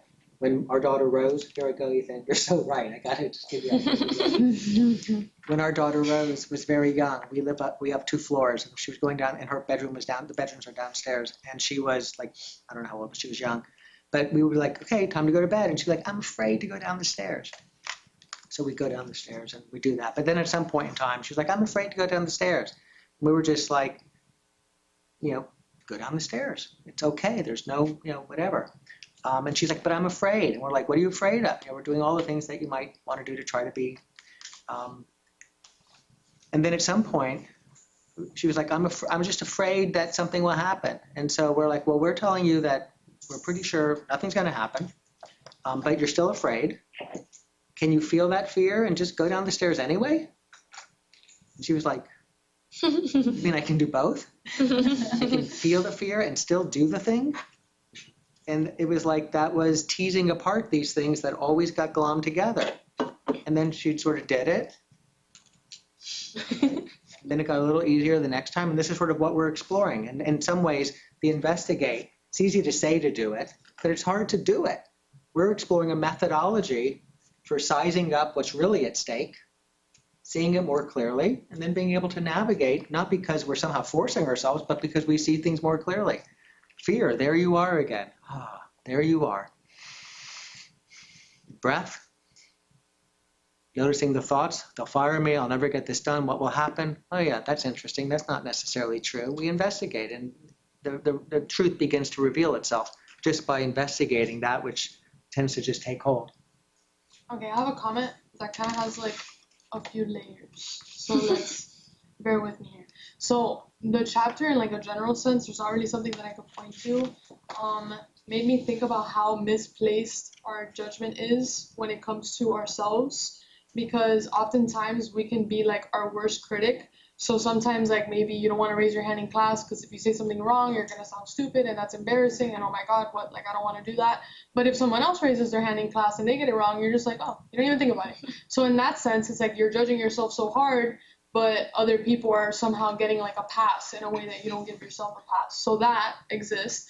But then at the same time, when you lie, you come up with a justification for it. Oh, but like, they don't really need to know that. So like, better if I just like, like you'll come up with a justification to make yourself feel better for it and to make yourself somehow this like justified actor. But then if someone else lies to you, you don't try to figure out what their justifications are. You're like, oh my God, you're a terrible person. Like, why wouldn't you tell me the truth? So it's like kind of interesting how like we judge ourselves for things that don't matter. And then when we do something that we would think is like objectively wrong or like harmful, we don't judge there. Like that's kind of interesting. Yes. It is, I think, interesting. And in some ways what it speaks to is what is somewhat elusive, and I'll share this with you all as a little takeaway, not to be consumed. The less we, to either side of that equation, there is the paradox, and the whatever we want to call it, the asymmetrical nature of the ways that we engage in these interpersonal dynamics and intrapersonal considerations of ourselves. But the more we're able to back off judging ourselves, what do you think is a follow-on effect of that? We're less likely to be judging others. It just doesn't, it's like they're almost, and the less likely we are to be judging others, the less likely we are to end up, because it's the judging mind that we're working with. The judging mind doesn't care. It's going to, along the lines of the ego will come up with a way of sizing things up that serve some immediate self-interest. So I want to share this with you all. It's a little takeaway. Not to be consumed, because I had these made about 12 years ago. And we'll take a moment, look at it. Take another few minutes on this chapter. We'll probably pick up with this chapter next week, maybe. This is the last year. You're welcome. So that others can be a part of that, but not so much. Take it easy. You're welcome. All right. So what does this say? Who wants to make sense of this? Who wants to make sense of this? Judge. Very nice. Thank you, Gianna, for getting us going. What is the practical reality of this statement? The practical, the pragmatic, as a thing unto itself. What is the instruction? Look inside. And what's it referring to? The mint Inside there, the mint. Okay, very nice. So you can take this at face value if you want. But we have been traversing this terrain together. What is the mindfulness reminder, insight here? Where are we looking? Inside ourselves. Inside. And what do we find inside? Judgments. Judgments. And what are judgments made up of? Thoughts, feelings, and sensations. So it's easy once you know the secret. Right? It all comes down largely to those three things, some dominating. And what is the suggestion here? Look inside to find refreshing. Now, of course, we understand that as a mint. That we might, but what does it mean to you? Look inside to find refreshing judgments.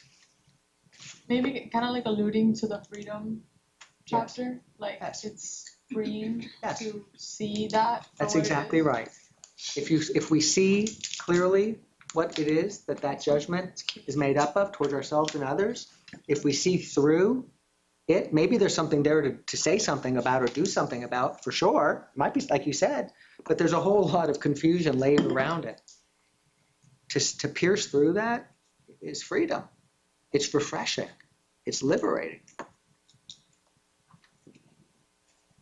All right, one more comment on some other aspect of this chapter, and then we'll begin to explore your papers. What else did you take away? Maybe earlier on, toward the beginning? Yes, thank you, Alex. Yeah, it's on page 7. Yep. The first paragraph of after saying judgment decision making. Yes, read aloud, please. Yeah, well, first I just want to say I just thought it was so interesting. The line where it says justice is what the judge ate for breakfast. So really puts into perspective just the timing of things, and even sitting at work in the 2 to 3 p.m. lull that I have, I'm sure other people have it too. Yes. And it's just crazy to see it how it affects this way. Yes, And because there's also such a stigma around like taking breaks and being considered like lazy or something. So. yeah, right. That's right. That's something for us each to navigate. If Harley Tropin were here, who I co-teach, and some of you may know from the Lit Skills program, and we do mindfulness and negotiation, for much of his legal career, he would put that D&D on his door, and he would take 20 minutes, and he would listen to a practice. It could be a relaxing practice, it could be a mindfulness practice, but he would take those 20 minutes. There's a stigma, or at least we think others might be. It's hard to know, and sometimes you got to navigate that. Like the first day on your job with the new judge, he's like, "Okay, everyone, we're going to now," and you're like, "Oh, sorry, my alarm just went off." A 20-minute mindfulness practice, right? You want to be tactical, and it does matter. But yes, naps are hugely important. The research on napping is extremely vital in terms of the implications to our cognitive functioning. 2 and 3 o'clock, like you said. And just as a closing piece to this, since you raised it, who wants to speak to the Israeli judge parole officer, the findings around that? Because those are stark findings. What did they find about the decisions regarding parole? That in the morning, you are more likely to get parole, and then if you push your up to lunch, the less likely, and then again after lunch. Right. The day starts.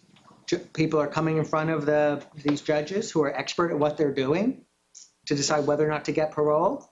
And as the day starts off, you're more likely, the first 3 are like 57% likely across like thousands of, this was 57% likely to get parole. And towards the end, closer to lunch, 0%. They weren't, this isn't a matter of the kinds of prisoners that were, or individuals that are being brought for this decision. And then after lunch, it does the same thing. It speaks here about medical errors. Medical errors are the 3rd or 4th cause of death. And the 3rd or 4th cause of death, medical errors. Not things happening because of medical issues, medical errors. You know what one of the key ingredients of a medical error is? And it gets to the very heart of what we're studying in this class. A failure of, well, that may be relevant to this. Awareness, and ultimately being able to pay attention and keep your attention.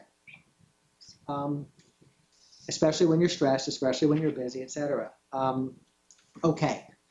Thank you all. Yes, Peyton, and then we'll. Just going off that, decision fatigue is real, and I think I saw a video in transactional skills, if anybody's taken it, about how it's way easier to say no as the day goes on. So it's like when you're framing questions, to frame it so you expect a no, especially when it's later in the day, because people are more quick to give a no. I love that.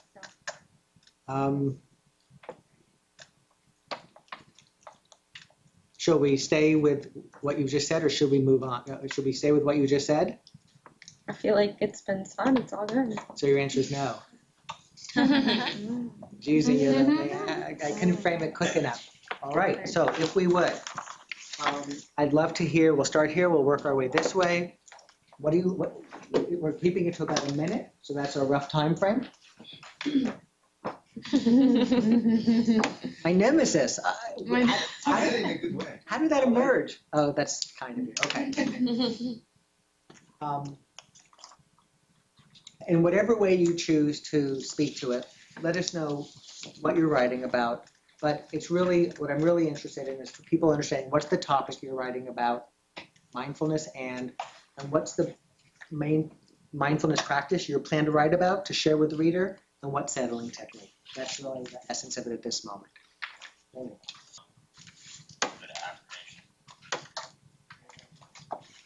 Let us make a decision now to stand before we depart.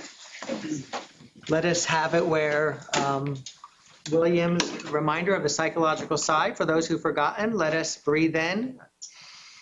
And then again, a sharp.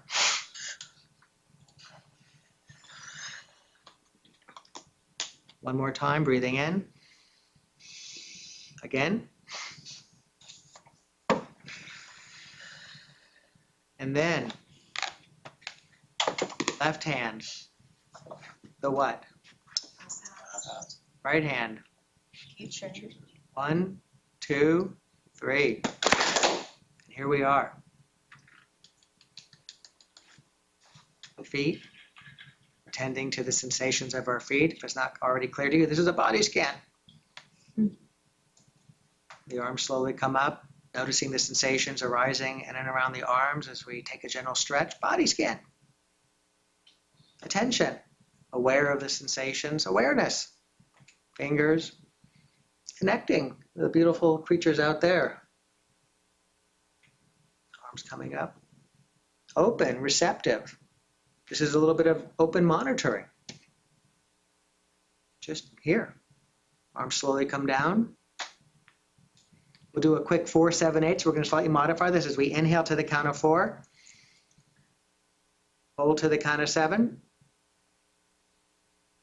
Exhale to the count of 8. Next one, do your way. Be it box breathing, triangle breathing, line breathing. And we'll close this one with line breathing. Breathing in. Breathing out.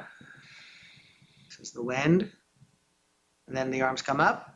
Hands like clouds, thoughts and feelings as they slowly pass across the horizon. A reminder of what? What's the reminder? This too shall pass. We're here, but in about a minute and 20 seconds or so, we're not going to be here. You'll be off and running. Hope you'll have a good weekend. So let's not miss here. As we move to the sun, bring to mind someone who could use a little happiness or health or kindness, a nice little wish, and wish it for them. May you be happy. And then wishing it for ourselves. So take a moment. What is it that right now, what would be a wish that right now would be a kind gesture to yourself? May I get some sleep this weekend. May I be a little kinder to ourselves. May I be happy. Whatever it might be. Offer it to yourself. And then we wish it for who? Everyone. So as far and wide as you'd like to wish happiness and peace and kindness, we wish. The bird, as we just listen. Sometimes that's listening to ourselves, really hearing what we're saying, trusting it. We move to the butterfly, offering ourselves a sense of opening up to gratitude, something we're grateful for. I think I don't have to say it, you all know what in this moment I'm grateful for, and in many moments.